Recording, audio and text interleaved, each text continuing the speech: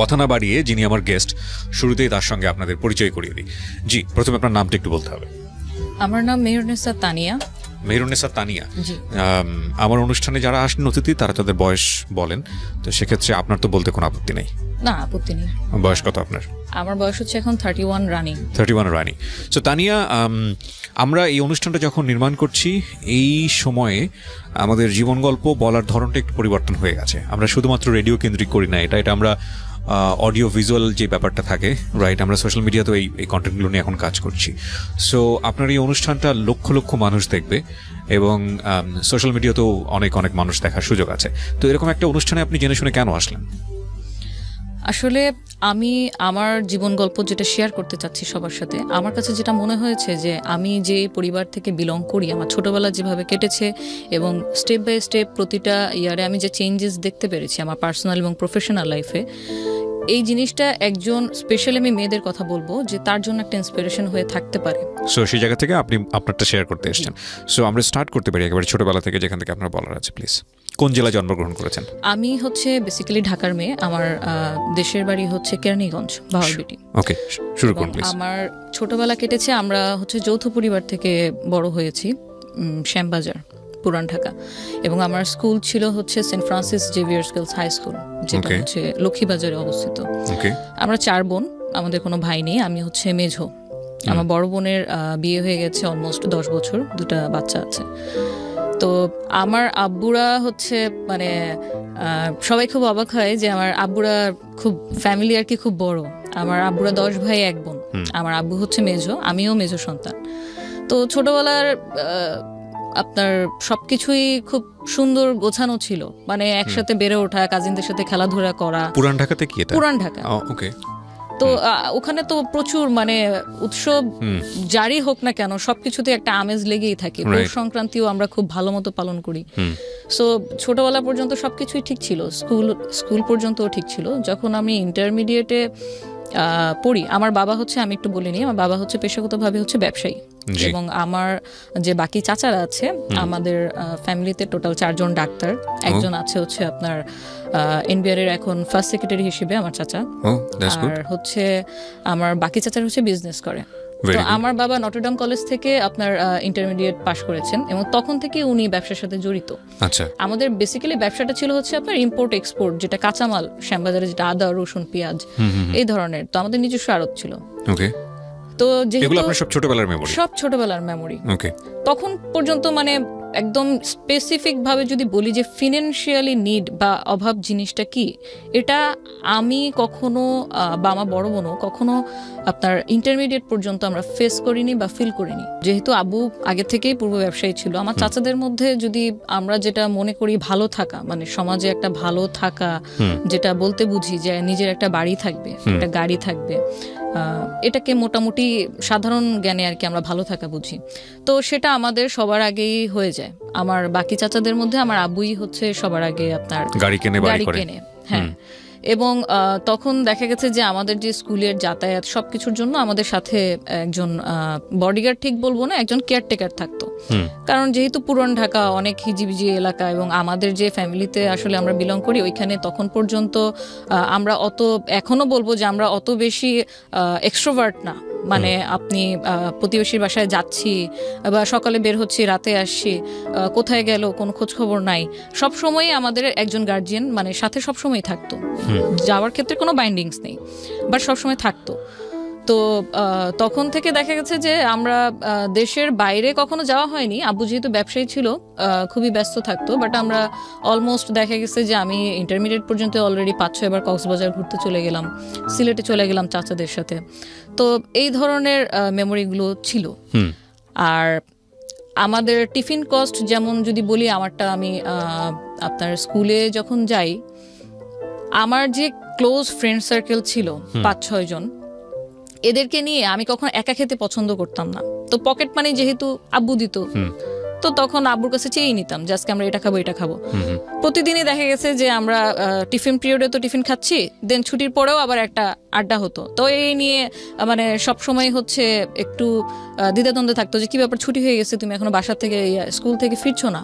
যে আব্বু আমি এখন খাচ্ছি, আমি খেয়েই চলে আসতেছি। ততক্ষণ পর্যন্ত কেয়ারটেকার আমাদের সাথে, মানে যেটাকে মনে হয় যে আপনার সোনার চামচ মুখে দিয়ে জন্মগ্রহণ করা, একদম ওই ট্রিটমেন্টটাই আমি ছোটবেলা থেকে পেয়েছিলাম। হ্যাঁ, তো যখন ইন্টারমিডিয়েটে ভর্তি হই, আমার ইন্টারমিডিয়েট ছিল তো মতিঝিল আইডিয়াল কলেজ।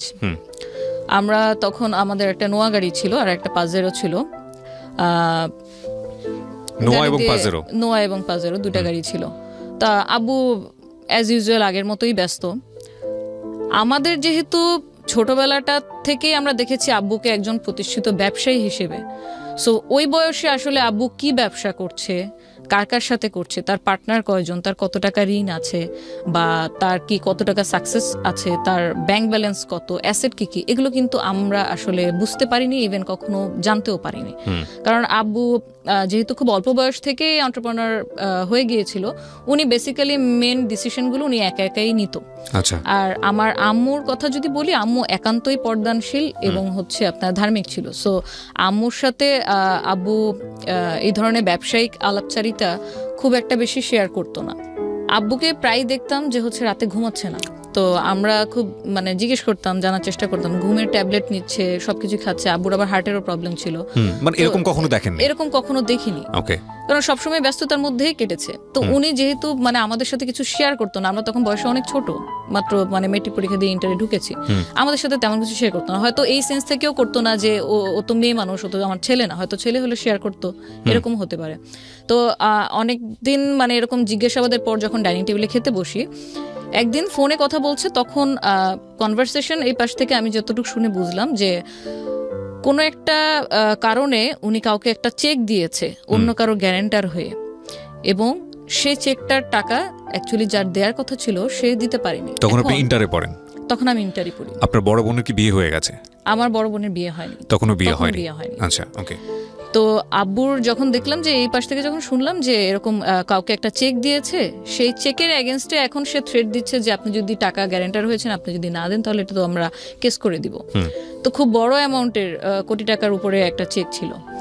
তা এই অবস্থাতে যখন আব্বুকে আমি নিজে থেকে, আমি আব্বুর সাথে খুবই ফ্র্যাঙ্ক একদম ছোটবেলা থেকে। আমার ছোট বোনরা সবাই মানে আব্বুকে খুব ভয় করে বা শ্রদ্ধা করে, যেটাই করে, বাট আমি খুব ফ্র্যাঙ্ক।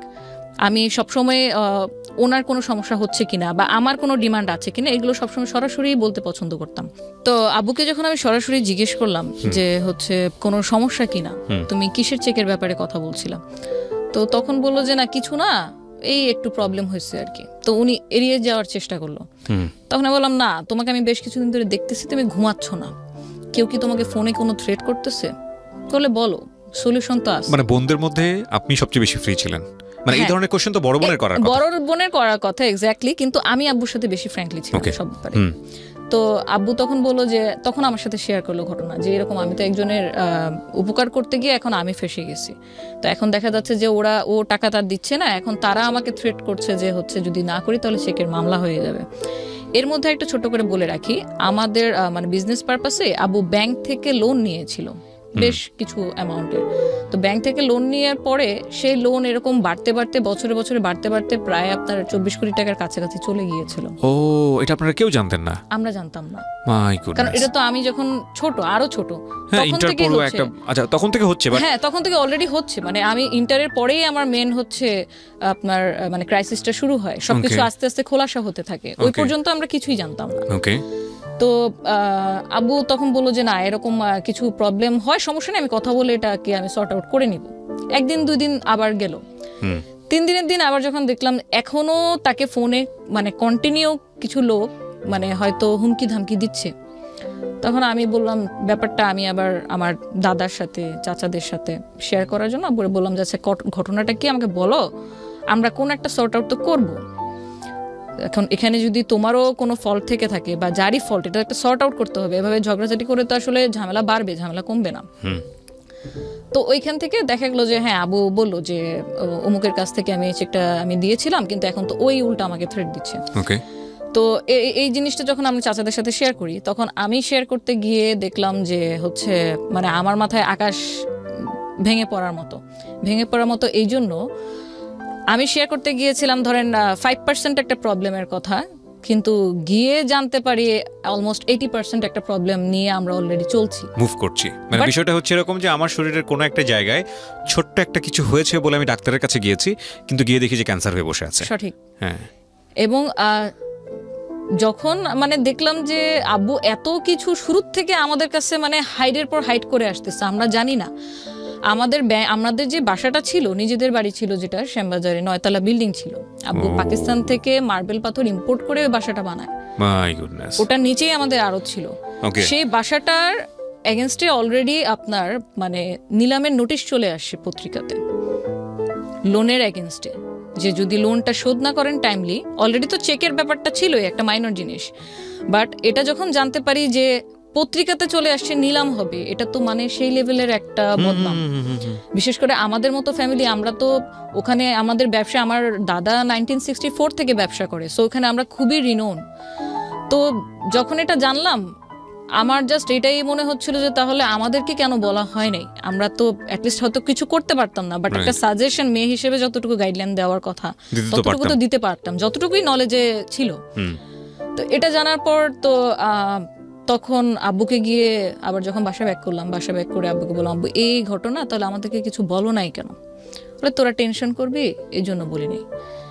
তোরা টেনশন করবি, আমরা যে তোমার 4টা মেয়ে, আম্মু আছে, আমাদের যদি আজকে বাড়িটা মাথার উপর থেকে ছাদটা যদি সরে যায়, আমরা যাব কোথায়?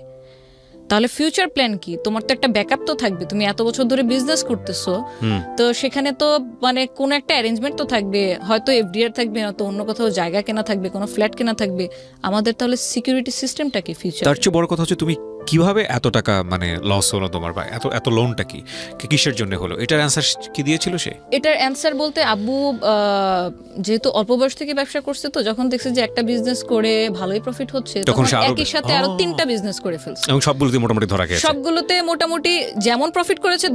ব্যবসা আসলে হয় কি, যে লাভ হলে 500 টাকা লাভ হয়, লস হলে বা 5000 টাকা একসাথেই লস হয়। জাস্ট এই কারণেই আপনার ওই ব্যাংক লোনে যাওয়ার কারণে আমার দাদার সবসময় নিষেধ ছিল যে ব্যাংকে লোন করো না, কারণ এটা আমাদেরকে মানায় না, সবাইকে ব্যাংক লোন মানায় না। তো উনি জানায়ও নেই যে উনি ব্যাংক লোন করছে। তো অনেক কিছুর ব্যাপারের কারণে উনি অনেকের কাছে ইনফরমেশন হাইড করে গেছে। কিন্তু এই যে আমার যে একটা ইনসিকিউর আমি ফিল করলাম তখন, যে আমাদেরকে জানাও নাই, তাহলে এখন যদি বাসাটা সত্যি সত্যি নিলাম করে দিতে হয় বা কাউকে সেল করে দিতে হয়, আমরা কোথায় যাব? রাইট। তখন আব্বুর কাছে এটার কোনো অ্যান্সার নেই। অ্যান্সার এই জন্য নাই যে উনি ভাবছে যে ব্যাংক ব্যালেন্স তো আছে, আমরা কোথাও না কোথাও যাব, কোথাও না কোথাও গিয়ে উঠবো। বাট এই যে একটা ট্রিপ্লেক্স বাসা, 9 তলা বিল্ডিং, যেটা বানাতে খরচ হয় আনুমানিক 10 কোটি টাকার কাছাকাছি, কিন্তু পরে বদনামের ভয়ে কারো কাছে সেল করে দিলাম 2.25 কোটি টাকা, মানে মাত্র 2.25 কোটি টাকায়। তো এখানে তো অলমোস্ট লস। আমি যদি এখান থেকে প্রফিট করে বের করতে পারতাম, তাহলে আমার সেকেন্ড কোন অ্যাড্রেস আমি করতে পারতাম। সো এটা আপনার ইন্টারমিডিয়েটে পড়া অবস্থায় ঘটনা। ওকে। তারপরে আমরা এখন যেহেতু বাসা সেল করেই দিতে হবে, আমরা চাচ্ছি না যে এটা পত্রিকাতে উঠে নিলাম হোক, কারণ এটা বদনাম হয়ে যাবে।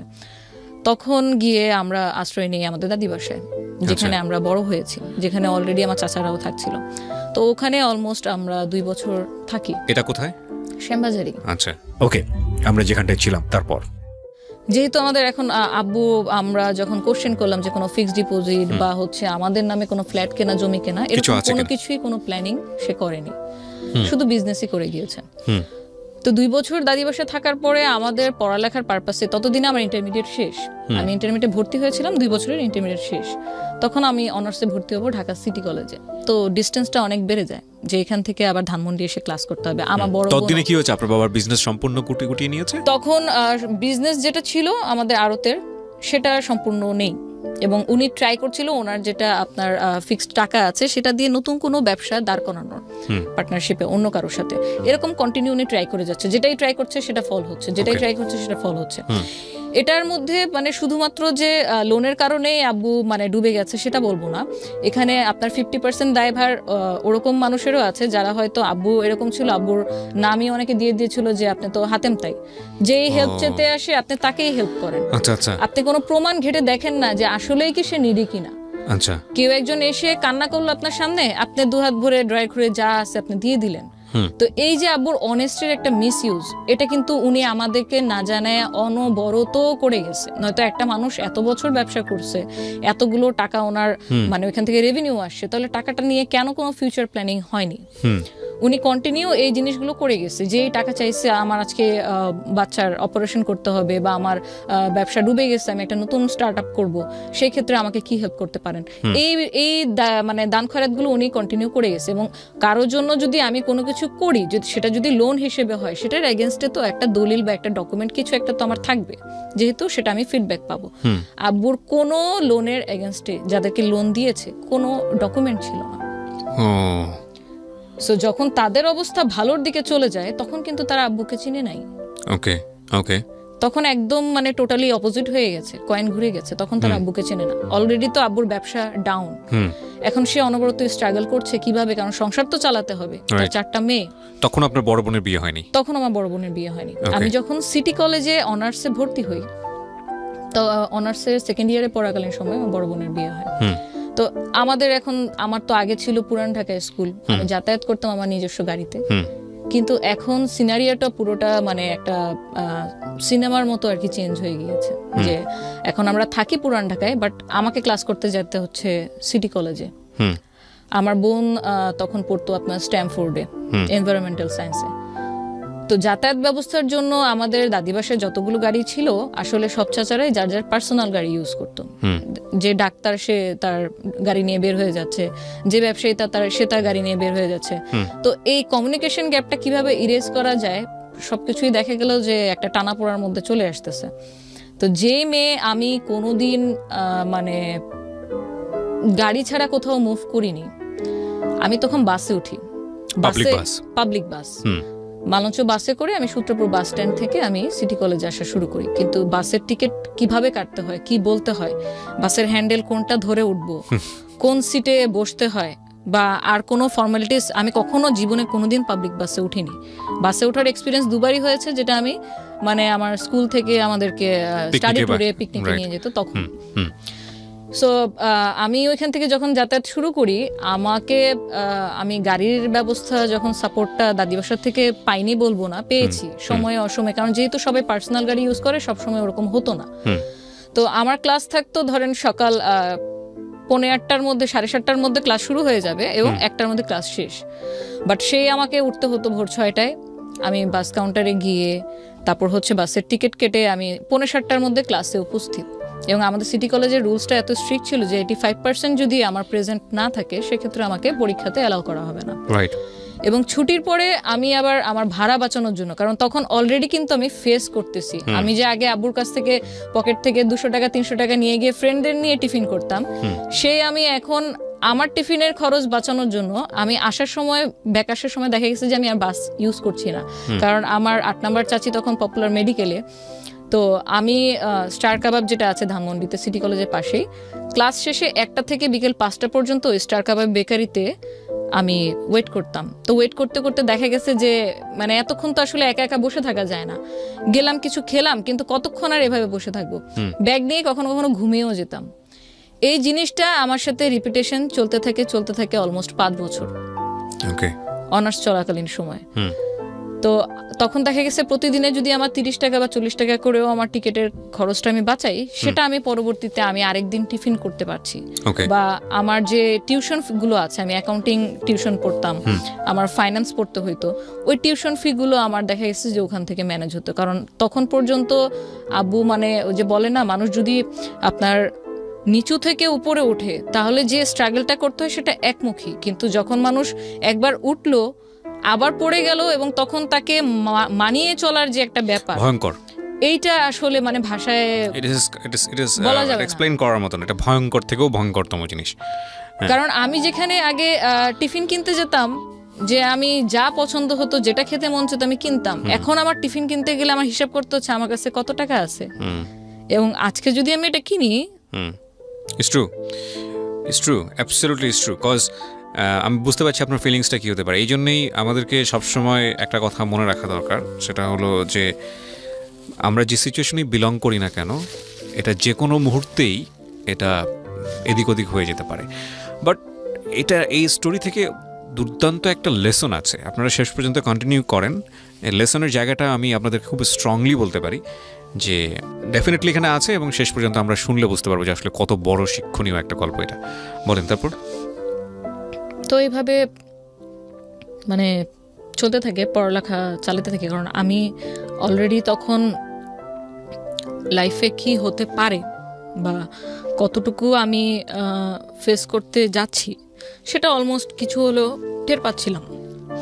আমি যখন সিটি কলেজে ভর্তি ফর্ম আনতে যাই, আমার কিন্তু সিটি কলেজে পড়ার বিন্দুমাত্র ইচ্ছা ছিল না, কারণ আমার ফ্রেন্ডরা ম্যাক্সিমাম আপনার হচ্ছে প্রাইভেট ভার্সিটি অথবা পাবলিক ভার্সিটি। তো পাবলিক ভার্সিটি যেহেতু পড়বো না, আমার মানে স্বপ্নে ছিলাম ব্র্যাকে বিবিএ করবো। কেন যেন ব্র্যাকের প্রতি একটা সফট কর্নার ছিল। তো আমি যখন অ্যাডমিশন ফর্ম নিতে যাই তখন অনেকটা আমি জোরপূর্বক যাই। আমার বড় বোনের সাথে আমি ব্যাপারটা শেয়ার করি যে আমি ব্র্যাকে পড়তে যাচ্ছি। তো সে তখন আমার মানে চোখে আঙ্গুল দিয়ে দেখিয়ে দেয় যে দেখ, আমাদের তো মানে বাস্তব অবস্থা হচ্ছে এখন এরকম, 3 মাস পর পর সেমিস্টার ফি দেওয়া লাগবে, যেটা এখন পসিবল না। সো তোর পরে আরও 2টা বোন আছে, এখন খরচ টরচ যদি সব তোর মধ্যেই চলে যায় তাহলে বাকি 2টা বোনকে তো আর পড়ানো হবে না। So you sacrifice yourself. Yeah. Sorry. It's okay, take your time, no problem.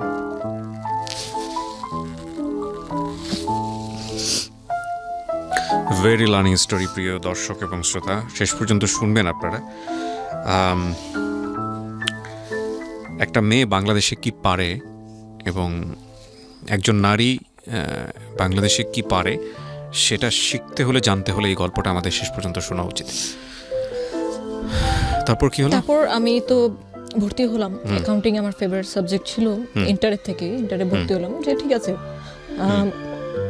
যদি আজকে আমি প্রাইভেট ইউনিভার্সিটিতে না পড়ার কারণে আমার বাকি 2 বোন ভালো টিউশন পায় তো আমি তো হ্যাপি।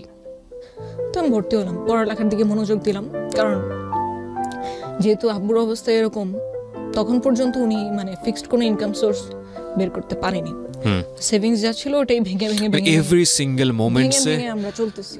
ফ্যামিলিতে একটা আর্থিক টেনশন, কি হবে এরকম একটা ব্যাপার, ফিউচারটা কোন দিকে যাবে, 4টা বোন এবং বাবার এই অবস্থা। তারপর আমি অনার্স কন্টিনিউ করছি, টিউশন এদিক দিয়ে কন্টিনিউ করছি। আমরা একটা পর্যায়ে ফিল করলাম যে এইভাবে আসলে এত দূর থেকে বোনদের যাতায়াত করা। আমার ছোট বোন, আমার ইমিডিয়েট ছোট বোন যে ছিল, সে হচ্ছে আবার আপনার গুলশান মানারাত স্কুলে তাকে দিলাম, ইংলিশ মিডিয়ামে আমার একদম ছোটটা। আর ইমিডিয়েট যেটা ছিল সে ঢাকা কমার্স কলেজে। তো প্রত্যেকটা ইনস্টিটিউশনই আমাদের পুরান ঢাকা থেকে খুব দূরে। তো পড়াশোনার তাগিদেই মেইনলি আমরা তখন মোহাম্মদপুর শিফট হয়ে যাই। ওকে। মোহাম্মদপুর শিফট হওয়ার পরে আমার বড় বোনের বিয়ে। মোহাম্মদপুর যে শিফট হয়ে আমরা যে বাসাটায় উঠি ইকবাল রোডে, বাসা ভাড়া ছিল মান্থলি 50,000 টাকা, এবং আপনার সার্ভিস চার্জ বাকি অ্যাডিশনাল ইউটিলিটি সবকিছু মিলে অলমোস্ট আরো 5,000, মানে 55,000 টাকার মান্থলি। মানে এখানে একটা আমাদের প্রশ্ন আসতে পারে দর্শকদের, যে যেহেতু আপনাদের ওই পরিমাণ এফোর্ট ছিল না, তাহলে এত হাইলি মানে ভাড়া দিয়ে এত দামি বাসায় কেন ওঠা দরকার? আচ্ছা, এই ব্যাপারটা টোটালি মানে আমি ব্লেম ঠিক বলবো না, মানে ডিসিশন মেকার ছিল আমার আব্বু। আচ্ছা, আমার আব্বু সবসময় আমাদেরকে যেভাবে লালন পালন করে মানে বড় করেছে ওটাই রাখতে চাইতো। মানে আমার মেয়েরা কষ্ট করবে, তাদের কষ্ট হবে। ইভেন আমি যে বাস জার্নি করি, এটা আব্বুর পছন্দ ছিল না। আব্বু চাইতো যে আমি সবসময় সিএনজি দিয়ে আসি, কিন্তু আমি তো জানি, আমি তো ক্যালকুলেট অলরেডি করছি যে আমি যদি প্রতিদিন পুরান ঢাকা থেকে 300-350 টাকা সিএনজি ভাড়া দিয়ে আসি, তাহলে আমার মান্থলি আমার পিছনে শুধু সিএনজি ভাড়া কত চলে যাচ্ছে। এবং সেটা যদি আমি কিছুটা হলেও সেভ করতে পারি, ওটা তো আমি আরেকটা কাজে, আমার হয়তো কোনো একটা কোচিং এর কাজে আমি ইউজ করতে পারবো। তো সেই জন্য দেখা গেছে আমি কোনো না কোনো ভাবে ওনাকে কনভিন্স করে নিয়েছি। আব্বু কখনো চাইনি যে আমরা যেখানে আমরা ট্রিপ্লেক্স বাসায় থেকে অভ্যস্ত, সেখান থেকে সরাসরি একটা ফ্ল্যাটে চলে আসলাম, একটা 1400 স্কয়ার ফিট ফ্ল্যাটে, যেখানে আমার আব্বুর টোটাল মানে সংসার জীবনের যা কিছু ছিল অলমোস্ট আপনার মানে ওখান থেকে 60% সেল করে দিয়েছে, নয়তো কাউকে দান করে দিয়েছে, কারণ সব জিনিস তো আর মুভ করা সম্ভব হবে না। তো একটা ফ্ল্যাটের মধ্যে আমরা উঠলাম ইকবাল রোডে। ওইখান থেকে দেখা গেছে যাবো প্রতিদিন কাজের তাগিদে নতুন নতুন জায়গায় যাচ্ছে, নতুন নতুন মানুষের সাথে মিশছে, কি করা যায়, যতটুকুই টাকা হাতে আছে এটা নিয়ে আমার একটা ইনকাম সোর্স তো বের করতে হবে, আদারওয়াইজ আমি তো ফ্যামিলি নিয়ে চলতে পারবো না ঢাকা শহরের মতো জায়গায়। তো আমিও মানে মনে মনে চিন্তা করতে থাকলাম যে আমি কি কোনো সাপোর্ট দিতে পারি ফ্যামিলিকে কন্ট্রিবিউট করার জন্য। হ্যাঁ, কিন্তু আমি আমার অনেক ফ্রেন্ডরাই দেখতাম যে একদিনে 3-4টা করে টিউশনই করতো, যেটা আমি কোনোদিন পারিনি। আমি কোনোদিন আমার ছোট বোনকেও পড়াইতে পারিনি, আমি জানি না কেন। তো টিউশনিটা আমার দ্বারা হবে না, তাহলে অল্টারনেটিভ কি করা যায়? তো আমি যেহেতু আমার বাবাও ব্যবসায়িক পরিবার থেকে বিলং করি, আমার ছোটবেলা থেকে ইচ্ছা ছিল যে আমি বিজনেস করব। কিন্তু কি বিজনেস করব? বিজনেস করতে একটা পুঁজি লাগে, একটা নাম লাগে, একটা প্রতিষ্ঠান লাগে, কিছু প্রসিডিউর আছে, কিছু ডকুমেন্ট আছে। এত কিছুর ধ্যান ধারণা তো আমার নাই, তখন পর্যন্ত ছিল না। বাট আমার কিছু একটা করতে হবে যেটা দিয়ে আমি আর্নিং করতে পারবো, যেটা দিয়ে আমি আমার ফ্যামিলিতে কিছু হলেও কন্ট্রিবিউট করতে পারবো। আমার বড় বোনের যেহেতু আমরা মোহাম্মদপুরে মুভ করার পরপরই বিয়ে হয়ে যায়, সো ওর পক্ষে আসলে অতটুকু সম্ভব ছিল না আমাদেরকে কন্ট্রিবিউট বা দেখাশোনা করা, ফিনান্সিয়ালি কন্ট্রিবিউশন যেটাকে বলে। আদার মেন্টাল সাপোর্ট বা আপনি যে কোনো ধরনের কন্ট্রিবিউশন তো এখনও করে যাচ্ছে, still now, but financially contribution সে বেশি একটা দিন করতে পারেনি। সে পরে ইংলিশ মিডিয়াম স্কুলের একটা টিচিংয়ে আর কি প্রফেশনে চলে যায়। তারপর আমি যখন অনার্স ভর্তি হই তখন আমি যেহেতু একটু এক্সট্রোভার্ট, আমার ফ্রেন্ড সার্কেল খুব ভালো আমি মেনটেন করতে পারি বা সবার সাথে মিশতে পারি, ওই সুবাদে আমার দেখা গেছে যে আমার ক্লাসেই খুব ভালো ভালো ফ্রেন্ড তৈরি হয়ে যায়। এবং সবার ক্ষেত্রেই মানে এমন একটা ফিডব্যাক আমার পেতে হয়েছে, যখন আমার সাথে কেউ মিশতো, খুব ভালো ঘনিষ্ঠ ফ্রেন্ড হয়ে গেছে। আস্তে আস্তে যখন ও আমার ব্যাকগ্রাউন্ড জানতো, আমার ফ্যামিলি বাবা ছিল, আমরা অমুক জায়গায় ছিলাম, আমাদের ছিল, সবাই শুধু আমাকে একটা কমন কোশ্চেন কেন যেন করতো, তোমাকে দেখে তো বোঝা যায় না যে তোমাদের এত মানে সম্পত্তি ছিল। কোশ্চেনটা আমার কাছে খুব ব্যক্তিগতভাবে ফানি এই জন্য লাগতো যে আমাকে কি অলওয়েজ শো করতে হবে যে আমার কি আছে? আমি তো এটা তখন শো করতে পারবো যেটা আমি নিজে ইনকাম করতে পারবো। ওটা আমার দাদার ছিল, ওটা আমার বাবার ছিল, ওটা আমার ছিল না। সো যাই হোক, এভাবে করে যখন আমি খুব ভালো একটা ফ্রেন্ড সার্কেল মেনটেন করলাম, ওখানে একটা ফ্রেন্ডের সাথে আমার খুব ফিমেল ফ্রেন্ড, যেহেতু অনার্সে পড়তাম, খুব ভালো সম্পর্ক হয়, খুব ভালো ফ্রেন্ডশিপ। তো ওর সাথে আমি আমার এই আইডিয়াটা শেয়ার করি যে আমি এরকম ক্রাইসিস যাচ্ছে, তো আমরা যদি এখন আমি চিন্তা করছি যে কিছু একটা করি, কিছু একটা করলে ইনকাম হলো। তো একা একা আসলে সত্যি কথা বলতে সাহস পাচ্ছিলাম না। পুরান ঢাকা থেকে বিলং করি, ঠিক আছে, আমার সোর্সিং জানা আছে, কোথায় কি পাওয়া যায়। বিজনেস করতে গেলে আমি যদি প্রোডাক্ট নিয়ে কোনো বিজনেস করি বা সার্ভিস নিয়ে করি, কোন জায়গাটায় চিপে আমি কোন জিনিসটা পাবো, কোন জায়গায় আমার ম্যান পাওয়ারটা আমি ভালো পাবো, চিপে পাবো, এক্সপার্ট পাবো, এই আইডিয়াগুলো আমার ছিল। কিন্তু যে একজন থাকে না যে সাপোর্ট দেওয়ার মতো, তো আমি মনে মনেই খুঁজছিলাম যে সেটা যদি আমার ভালো বেস্ট ফ্রেন্ডই হয় তাহলে কেন না। তো আমি যখন আইডিয়াটা তার সাথে শেয়ার করলাম, সেও রাজি। কি ছিল আইডিয়াটা? এখন আমাদের মানে বিজনেস করার আইডিয়াটা একটা অফার থেকে আমরা গেইন করি। আমরা পরিকল্পিতভাবে কোনো আইডিয়া মানে তখনও মেক করতে পারিনি। She was my friend. তো তারই কোনো এক ফ্রেন্ড অফার করলো যে দোস্ত, আমার এক ফ্রেন্ডের বিয়ে হবে, তো ওর কিছু ডালাকুলা সাজিয়ে দিতে হবে। এখন তোর কি কোনো লোক আছে, তুই পারবি? ও তো প্রথমে বললো যে হ্যাঁ পারবো, লোক আছে। কারণ আমি তো অলরেডি ওটা নিয়ে আমরা মানে ঘাটতেছিলাম যে কি করা যায়। So you are planning for an event planner. Okay. তো 2010 এর কথা বলছি আমি। 2010 এ তখন পর্যন্ত আমরা হিন্দি একটা মুভি জানি যে ব্যান্ড বাজা বারাত, খুব ফেমাস হয়েছিল যে ইভেন্ট প্ল্যানারের এরকম। তখন পর্যন্ত মুভিটা রিলিজ পায়নি। ওকে। তো যখন ওর কাছ থেকে কথাটা শুনলাম, তখন দুজন মিলেই মানে সম্মিলিতভাবে ঠিক করলাম যে আচ্ছা, আমরা অন্য কাউকে দিয়ে কেন করাবো, আমরা তো চাচ্ছিলাম কিছু একটা করতে, চল আমরা এটাই ট্রাই করে দেখি। আমরা নিজেরাই করি, আমরা নিজেরা করে দেই, যদি দেখি যে হ্যাঁ ক্লায়েন্ট স্যাটিসফাইড, তোর ফ্রেন্ড স্যাটিসফাইড, তাহলে আমরা এটা নিয়ে আরো ডিপলি চিন্তা করব। 2010 সাল এবং আপনি তখন অনার্সে কেবল ভর্তি হয়েছেন। ওকে, আমরা যেখানটায় ছিলাম তারপর তো পরে আমরা অ্যাটেম্প্ট নিলাম, কি লাগবে, কোথা থেকে কিনবো, এগুলো সব একটা লিস্ট আউট করলাম। যেহেতু আমরা নতুন, আমরা জানি না। তো পরে গাউসিয়া গেলাম, চকবাজার গেলাম, কোথায় ডালা পাবো, কোথায় কুলা পাবো, ভিতরে কি কি দিতে হয়, ওই জিনিসগুলো যদিও সে দিত, বাট ওগুলো সাজাবো কোন ওয়েতে, এটা মেয়ের ডালা না ছেলের ডালা, কালার কি কি দিলে ভালো হয়, কালার কোড আছে কিনা। নেভার, না, I have personal experience on this, কারণ আমার বোনের বিয়ে সম্পূর্ণটা আমি অ্যারেঞ্জ করেছি। এবং আমার ফ্যামিলিতে যতগুলো প্রোগ্রাম হয়েছে, দেখা গেছে কোনো না কোনো একটা দায়িত্ব আমাকে দেওয়া হতো, এবং আমার দায়িত্ব আমি যতটুকু পালন করতাম সবাই খুব হ্যাপি। এই কাজটা মানে এই যে ইভেন্ট ম্যানেজমেন্টের যে বিষয়টা, এটা আমাকে ছোটবেলা থেকে খুব উৎসাহ দিত। তো মেন্টালি একটা প্রিপারেশন ছিল যে এই টাইপের কিছু করব, বাট এরকম অফারটা সামনে থেকে আসাতে আমার জন্য খুব ইজি হয়ে গেছে ওটাকে গ্র্যাব করা। তো পরে আমরা ওটা করলাম, ওটাতে সাকসেসফুল হলাম। দেন আমরা আরো ডিপলি প্ল্যানে গেলাম। কত টাকা পেলেন ওখানে? আমাদের প্রফিট ছিল 1500 টাকা।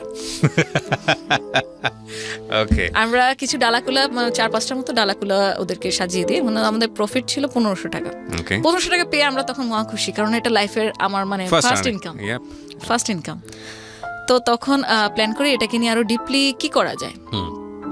এই করতে করতে আমরা একটা লিস্ট তৈরি করলাম যে ইভেন্ট ম্যানেজমেন্টে কি থাকে, আমরা কতটুকু সাপোর্ট দিতে পারবো, আর আমরা এটাকে প্রচার করব কিভাবে, মানুষকে জানাবো কিভাবে যে আমরা এই কাজ করি, আর আমাদের কাজগুলো করে দিবে কে। এই টোটাল জিনিসটা মানে লিস্ট আউট করলাম। আমি যেহেতু তখন একদমই মানে নিউবি, বিজনেস মানে এন্টারপ্রেনার হিসেবেই নিউবি, সো ওর সাথে যে আমার যে একটা বেস্ট ফ্রেন্ডের রিলেশন, এটাই আমার কাছে তখন মুখ্য বিষয়। পার্টনারশিপ করতে গেলে যে এখানে কোনো ডকুমেন্ট করতে হবে, এডিট করতে হবে, এই ধরনের কিন্তু কোনো আইডিয়াই ছিল না। থাকাটাই আমার কাছে মনে হচ্ছে অপ্রাসঙ্গিক। বিকজ আমার জায়গা থেকে যেটা মনে একটা প্রতিষ্ঠান করতে গেলে, আমি এখানে শেয়ার করছি, অনেক কিছু প্রয়োজন হয়, গভর্নমেন্ট ডকুমেন্টের অনেক কিছু প্রয়োজন হয়, কিন্তু এটা আসলে আমাদের যখন আমরা ল্যান্ডে নামি তখনই জানতে পারি, রাগ পর্যন্ত জানার ওইভাবে আসলে সুযোগও নেই।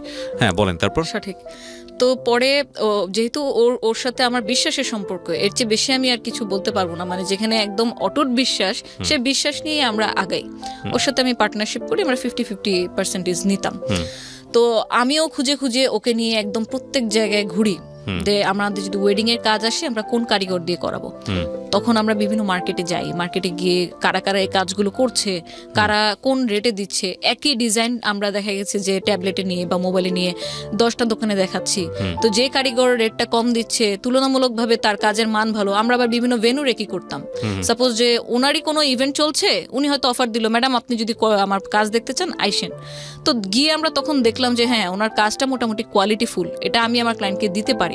তো এরকম ভাবে বিভিন্ন জাস্টিফিকেশন করে আমরা একটা টিম ক্রিয়েট করি যে আমাদের ওয়েডিং এর কাজ হলে ওকে দিয়ে করাবো, বার্থডের কাজ হলে ওকে দিয়ে করাবো, আর এই যে কনসালটেন্সির যে জিনিসটা, এটাই থাকবে আমাদের প্রফিট।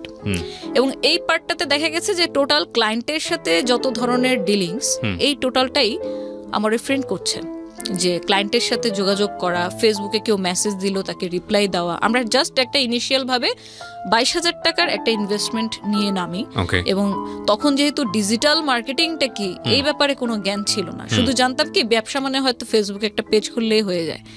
তো এই 22,000 টাকা দিয়ে আমরা ভিজিটিং কার্ড করি, আমরা আমাদের বিভিন্ন ভলেন্টিয়ার করব, তাদেরকে দিয়ে লিফলেট বিলি করাবো বিভিন্ন কলেজের সামনে, স্কুলের সামনে, কোচিং এর সামনে, ওদের জন্য টি শার্ট বানাই, লিফলেট বানাই। প্রতি শুক্রবারে জুম্মার সময় আমরা ওইখানে মসজিদের সামনে লিফলেট বিলি করাই। ইভেন কখনো এমনও হয়েছে যে আমি আর ও সরাসরি নিজেই দাঁড়িয়ে লিফলেট দিচ্ছি, যেটা আমার ফ্যামিলিতে কেউ কোনোদিন মানে আজকে যা আমি বলবো তা হয়তো আমার ফ্যামিলির মানুষ আজকেই আমার কাছ থেকে প্রথম শুনবে, তার আগ পর্যন্ত শুনে নেই।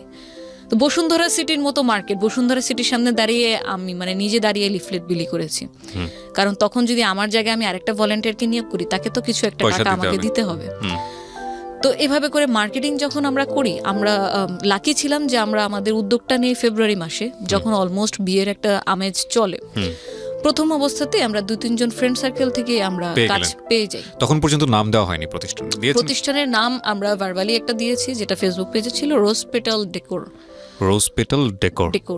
এই নামে আমাদের ফেসবুক পেজটা ছিল। তো তখন তো ইন্টারনেট বলতে যা বুঝি, আমার বাসায় যেহেতু পার্সোনালি 94 থেকে আমি কম্পিউটার ইউজ করি, তো ইন্টারনেটে ব্রাউজিং কিভাবে কোন ওয়েবসাইটে করব, কি কি পাওয়া যায়, মোটামুটি আমার ভালো একটা জ্ঞান ছিল। তো স্যাম্পল ডেকোরেশন, স্যাম্পল 1, স্যাম্পল 2, যেহেতু আমি কোনো কাজ করিনি, আমি নতুন, আমার নিজের কোনো পোর্টফোলিও নেই, তো ওরকম করে আমি কিছু ডিজাইন নামিয়ে আমরা আমাদের পেজটা সাজাই যে আপনি যদি কোনো কাজ করাতে চান আমরা এরকম করে দিতে পারবো। ফেসবুকে অনলি ফেসবুকে, আমাদের কোনো ওয়েবসাইটও ছিল না। তো পরে ওখান থেকে কিছু কাজ আসে, আমি যে অলরেডি কাজ শুরু করে দিলাম, আমি কাজ করছি, উইদিন 6 মান্থ আমার বাসায় কেউ জানতো না। এবং এটার কারণটা যদি বলি, আমি জানতাম যে এটা আমার বাসায় অ্যাকসেপ্ট করবে না। ইভেন্ট ম্যানেজমেন্ট জিনিসটা আসলে কি, ইভেন্ট প্ল্যানার বলতে আমরা কি বুঝি, এটা আমার মনে হয় যে এখন পর্যন্ত এই 2020-তেও আপনার 40% মানুষের মনে হয় কোনো আইডিয়া নেই। ইভেন্ট ম্যানেজমেন্ট জিনিসটা আসলে এখন পর্যন্ত প্রায় 40%-এর মানুষ অ্যাকুরেট বোঝে না যে ইভেন্ট ম্যানেজমেন্টটা কি। এই কারণে আমি আমার বাসায় শুরু থেকে বলতে চাইনি, কারণ আমি মানে আব্বুর সাথে যেহেতু আমি আগেও মেনশন করেছি যে অনেক ফ্রি, আমি অনেক স্টাডি ট্যুরে চলে গিয়েছি, শুধু একটা হোয়াইট পেপার দিয়ে যাবো, একটা সাইন করে দাও, কারণ আমাদের স্কুলের বা কলেজের নিয়ম ছিল যে পারমিশন লেটার লাগবে গার্জিয়ানে, তাহলে তুমি যেতে পারবা। তো সেই জায়গা থেকে আমি জানতাম, আব্বুকে বুঝতাম যে কোন কাজটা করতে গেলে এখানে বাধা আসবে, কিন্তু আমি কিন্তু ভেতর ভেতর তখন এটাও ফিল করছি যে আমি যদি এখন কোন একটা স্টেপ না নেই তাহলে যেভাবে চলছে এভাবে আদৌ কয়দিন চলতে পারবে। তো এই জন্য আমি জানাইনি, ইচ্ছে করে আমি ইন্টেনশনালি 6 মাস পর্যন্ত আমি জানাইনি। ইভেন হয়তো আমি আরো বেশি দিন জানাতাম না, কিন্তু যখন দেখলো আমি রাত জাগা শুরু করলাম, রাত জেগে আমি ডিজাইন করতাম, বিভিন্ন ডিজাইন কালেকশনে নামাতাম, আমি ক্রিয়েটিভ কাজ করতাম, আমার বার্থডে সেটটা কিরকম হলে ভালো হয়, মেয়েদের জন্য হলে কি, বিভিন্ন অফার টফার আমাদের পেজে দেওয়া লাগতো। তারপর একদিন যখন আমার লিফলেট কিছু আমার বাসায় ছিল, আব্বু একদিন এমনিতেই হয়তো আমার অ্যাবসেন্সে রুমে ঢুকে তখন লিফলেটটা হাতে পেয়ে গেল। এটা মানে উনি ওয়েট করছিল যে কখন আমি বাসায় ব্যাক করব কলেজ থেকে। তো সেই দিন তো একদম পুরো ধরা। তা আমি আবার ছোটবেলা থেকে এরকম ভালো হোক মন্দ হোক যেটাই হোক আমি মিথ্যা কথা কখনো বলি না, কারোর সাথেই না। এখন যদি আমাকে মার খেতে হয়, বকা খেতে হয়, খাবো, কিন্তু মিথ্যা বলবো না, কারণ মিথ্যা একদিন 2 দিন 3 দিন আমাকে সেভ করবে এরপরে। সো আব্বুকে বললাম যে আব্বু আমি এরকম বিজনেস শুরু করছি। কিসের বিজনেস? এগুলো কি? বেলুন দিয়ে ডেকোরেশন, বিল স্টেজ, এগুলো কি? তা আমি বললাম যে আমি বিজনেস শুরু করছি আমার ওই ফ্রেন্ডের সাথে। তো আমাদের এমনিতে কোথাও মুভ করতে হয় না, কারণ আমি তো জানি ওনার কনসেপ্টটা, আমি কোথাও যাচ্ছি, একা যাচ্ছি, গাড়ি ছাড়া যাচ্ছি, কোথায় যাচ্ছি, এগুলো নিয়ে তো উনি তো কনসার্ন হবে, এবং সেটা আমাকে করতে দিও না 100% শিওর। তো ওনাকে কনভিন্স করার জন্য আমার যতটুকু ইনফরমেশন ওনাকে দেওয়া দরকার ততটুকু দিলাম, যে দেখো আমি আমার ফ্রেন্ডের সাথে করতেছি, এটা একটা অনলাইন বেস, আমাকে কোথাও যেতে হয় না, আমি বাসায় থেকে কাজ করি, নেটে আমাদের অর্ডার আসে, আমি নেটেই আবার মেল করে এই জিনিসটা আমি আমার লোককে পাঠিয়ে দিই যে আমার অমুক ভেন্যুতে। কিছুটা ইনফরমেশন একে আমাকে হাইড করতে হয়েছে, না তো আমি আগাতে পারবো না। পরে উনি কোনোভাবে ওই দিনটা পার হইলো, বাট দেন যখন উনি এটাকে আরো ডিপলি বোঝার চেষ্টা করলো, আমারই তো বাবা, আমার শরীরে ওনার রক্ত, তো আমিও যেরকম ওনাকে ডিপলি বোঝার চেষ্টা করি উনিও আমাকে ডিপলি বোঝার চেষ্টা করে। তো একদিন এরকমই খাওয়ার টেবিলে বসে জিজ্ঞেস করতেছে যে হচ্ছে এরকম এখন পর্যন্ত মানে কবে এটা আসলে স্টার্ট করলাম আর ওনাকে জানাইনি কেন, টাকাই বা পেলাম কোথায়। তো পরে আস্তে আস্তে আমি বললাম যে এরকম আমরা দুজন মিলে যেহেতু করছি, একার উপর বার্ডেনটা পড়েনি, কিছু আমার সেভিংস ছিল, কিছু রোজারিদের আমার ঈদি ছিল, সবকিছু মিলে আমি করছি। তো বলে তো এখন এটা অফিস, কারণ ওনার তো মেন্টালিটি ওরকমই যে আমার একটা অফিস থাকতে হবে, একটা ইনস্টিটিউশন থাকতে হবে, যেখান থেকে অর্গানাইজেশন থাকতে হবে, যেখান থেকে আমার আন্ডারে লোক কাজ করবে, আমি ওখানে বসে বসে অফিস করব। ওনার মেন্টালিটিটা এরকমই। বললাম অফিস তো এখন ইনিশিয়াল পর্যায়ে তো আর অফিস মানে নেওয়া যাবে না, এখন তো আমাদের ওরকম পুঁজি নেই। তো উনি আমাকে অফার করলো যে আচ্ছা এই বিজনেসে মানে ফিউচারটা কি শুনি, তাহলে আমি তোকে টাকা দিতেছি। কিন্তু আমাদের দুজনেরই মাইন্ডসেট এরকম ছিল যে আমরা এটা নিয়ে কতটুকু আগাতে পাবো এই ব্যাপারে তো আমরা নিজেরাই নিশ্চিত না। সো হোক সেটা বাবার টাকা, কিন্তু অলরেডি আমি একটা ক্রাইসিস পজিশনে আছি, আমার বাবার টাকার প্রত্যেকটা টাকা কিভাবে একদম 100% ইউটিলাইজ করা যায় সেই চেষ্টাতেই আছি। সো এখান থেকে আমরা কোনো সাপোর্ট নিব না, ওর ফ্যামিলি থেকে কোনো সাপোর্ট নেয়নি, আমিও নেইনি। তাবুকে বললাম যদি লাগে আমি চেয়ে নিব। বাট দিনকে দিন দেখলাম যে যখন ইভেন্ট ঘন ঘন আসতেছে, আমাকে ঘন ঘন বাইরে যাওয়া লাগতেছে, আমি বাসায় বসে বসে পেপার কাটিং করে জিনিসপত্র বানাচ্ছি, তো আব্বুর কোনো দিক থেকে এই কাজটাকে মানে সম্মানজনক মনে হলো না। ওনার দৃষ্টিভঙ্গি থেকে মনে হলো যে আমি হয়তো কোনো সহজ সরল ভাষায় যেটাকে কামলা খাটা বলে, যে আমি কামলা খাটতেছি, এটা কোনো ব্যবসায় পর্যায়ে পড়ে না, এটাকে ব্যবসা বলে না। আচ্ছা, তো আব্বুর কাছে এই কাজটা তখন যেটা বুঝলাম যে সম্মানজনক মনে হচ্ছে না, কারণ উনি তো দেখে আসছে, নিজেও ব্যবসা করে আসছে, যে একটা অফিস থাকবে, সাথে কিছু অ্যাসিস্ট্যান্ট থাকবে, ওখানে বসে অফিস করবে, মানে কাজের লেভেলটাই অন্যরকম। বাট যখন দেখতেছে যে আমি ক্লায়েন্ট থেকে অর্ডার নিচ্ছি ঠিকই, কিন্তু আমি বাসায় বসে অনলাইনে চ্যাটিং করছি, বা হচ্ছে আমার হাতে করার যে কাজগুলা, বেলুন দিয়ে কোনো কাজ বা হ্যান্ডিক্রাফট আইটেম, এগুলো নিজে বাসায় বসে বসে করছি, স্টিকার কাটছি, তখন এই জিনিসটা ওনার কাছে মানে ভালো লাগলো না, যে আমার মেয়ে কেন, আমার মেয়ে কেন এই ধরনের কাজ করবে, এটা কি কোনো কাজের মধ্যে পড়ে নাকি। আমাকে পরে এক পর্যায়ে এরকম অফার করে বসলো যে তোমার মান্থলি কত টাকা লাগবে, তুমি বাসায় বসে থাকো, আমি তোমাকে টাকা দিচ্ছি। দ্য থিং ইজ দ্যাট আপনি তো এখনো বিয়ে করেননি। না, আমি বাবা, হ্যাঁ, আমার একটা মেয়ে আছে 3 বছর বয়স ক্রস করেছে। আপনার বাবার ব্যাপারটা আমি ফিল করতে পারি, মানে আপনি যেটা বলছেন সেটা 100% রাইট। মানে আমার মেয়ে হলেও আমি খুব টেনশনে থাকতাম। এটাকে আসলে নেগেটিভলি নেওয়ার কিছু নাই, but it happen in family, right? Okay, বলেন তারপর। তো তারপর যখন আমাকে মানে যখন দেখলো আমি কাজে খুব মশগুল হয়ে যাচ্ছি, খুব ডিপলি কাজটা, মানে আমার পড়াশোনার ক্ষতি করে না, বাট আমি কাজটাকে খুব পছন্দ করছি, যত দিন যাচ্ছে আমি এটাতে বেশি ইনভলভ হয়ে যাচ্ছি। আগে হয়তো মান্থলিতে একটা কাজ করতাম বা 2টা, এখন এমনও হয়েছে যে এটা অলমোস্ট আমার 1 বছর হয়ে গেছে, 1 বছর 1.5 বছর রানিং আমার ব্যবসার। তো তখন দেখা গেছে যে আমার একটু বেশি বেশি অর্ডার আসতেছে, তখন অফ সিজনেও আমি কাজ করতেছি। আমাকে পেমেন্ট দেওয়ার জন্য বাসায় বিভিন্ন লোক আসতেছে, হয়তো নিচে দাঁড়াচ্ছে যে ম্যাডাম পেমেন্টটা নিয়ে আসছি, এটা একটু কালেক্ট করার জন্য।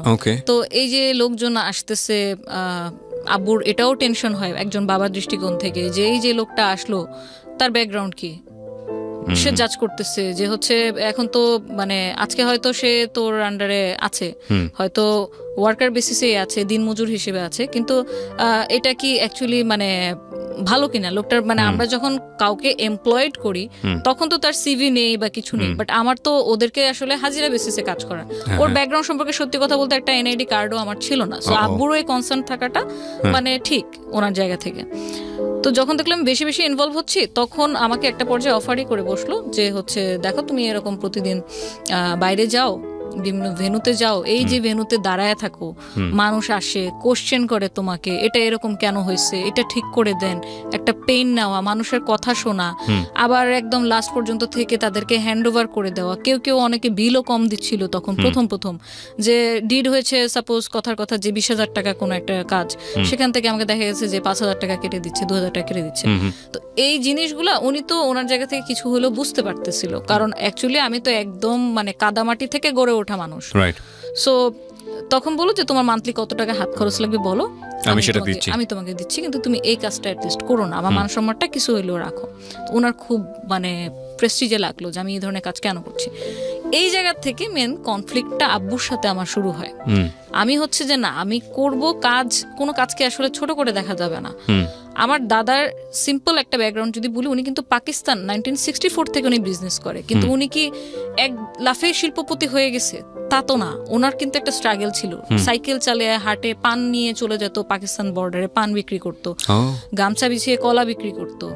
যখন আপনার দোকান ছিল আড়তে, আমাদের প্রথম আড়ত, তখন আমার দাদা কখনো এটা চিন্তা করেনি যে হচ্ছে আমার আজকে যদি আমি মজুদ, এখন আমরা রিসেন্টলি যেটা দেখি পেঁয়াজের দাম কেন বেড়ে যায়, আদার দাম কেন বেড়ে যায়, আমার দাদা কখনো মজুদ করে রাখতো না। ওনার হিসাব ছিল আমার আজকে খাবারের মতো টাকা উঠে গেছে, আমি শাটার বন্ধ করে বাসায় যেয়ে ফ্যামিলিকে টাইম দিব। সো ওই জিনিসটা না আমার ভিতরেও কাজ করতো, যে যদি আমার দাদা কলা বিক্রি করতে পারে, উনি যদি পান বিক্রি করতে পারে মানুষের কাছে, দেন তো ইম্পোর্ট ব্যবসা শুরু করলো। কি ছিল মানে কি করেছিল শেষ পর্যন্ত? ওনার তো হচ্ছে উনি ইন্ডাস্ট্রিয়ালিস্ট ছিল, ওনার রেক্সিনের ফ্যাক্টরি, তারপর হচ্ছে আমাদের যে এটা হচ্ছে আমাদের মানে পিতৃগত ব্যবসা, যেটা যে ইম্পোর্টার আপনার কাঁচামালের, আমাদের এখন বর্তমানে এখন পর্যন্ত 2টা আড়ত আছে ওখানে। আমার দাদা মানে কাঁচামাল বলতে মানে সব ধরনের বাজারের কাঁচা সবজি থেকে শুরু করে সমস্ত আপনার যে আদা রসুন পেঁয়াজ তারপর মরিচ এগুলো এখনো আছে। তো আমার দাদা এই ব্যবসাটা শুরু করেছে এবং সেটা তার ছেলেরা, হ্যাঁ সেটা তার ছেলেরা আর কি ধরে এখনো ক্যারি করছে। ওকে, মানে পেঁয়াজ টেয়াজের কোনো রকম ঝামেলা হলে আপনাদের সঙ্গে যোগাযোগ করলে হবে। অবশ্যই। হ্যাঁ, তো ওই জিনিসটা আমার ভিতরে কাজ করতো যে আমি আমার দাদা যদি এত স্ট্রাগল করে, আমি তো দেখেছি, আমি তো একদম মানে 100% সাক্ষী যে কষ্ট করে যদি তুমি অনেস্ট থেকে এবং কষ্ট করে তোমার নিয়ত যদি সৎ হয়, তুমি কোত্থেকে কোথায় যেতে পারো। ওকে, আমরা যেখানটায় ছিলাম তারপর তাহলে আমি যদি আজকে আমি নিজে লিফলেট বিলি করলাম, বা নিজে দেখা গেছে যে আমার ফুলের ওয়ার্কারের জায়গায় আমি তো প্রত্যেকটা কাজ বলবো হাতে ধরে শেখা, আমি যে শুধুমাত্র ভেন্ডর হায়ার করেছি তা না। এই যে বেলুন কিভাবে আপনার ফ্লাওয়ারের একটা শেপ নিয়ে আসতে হবে, সেটা কিন্তু আমি আমার ওয়ার্কারকে শিখাইছি। ইউটিউবে ভিডিও দেখে, টিউটোরিয়াল ভিডিও দেখে, ওরা তো এসব জানে না, ওরা টেকনোলজি থেকে অনেক দূরে। সো প্রতিটা কাজ আমার হাতে দেখিয়ে করানো। তো আমার কথা হচ্ছে যে যদি আমি কোনো কাজ করে সেটা সম্মানের সাথে অনেস্টের সাথে যদি আমি আর্ন করি, সেটাতে তো লজ্জার কিছু নেই।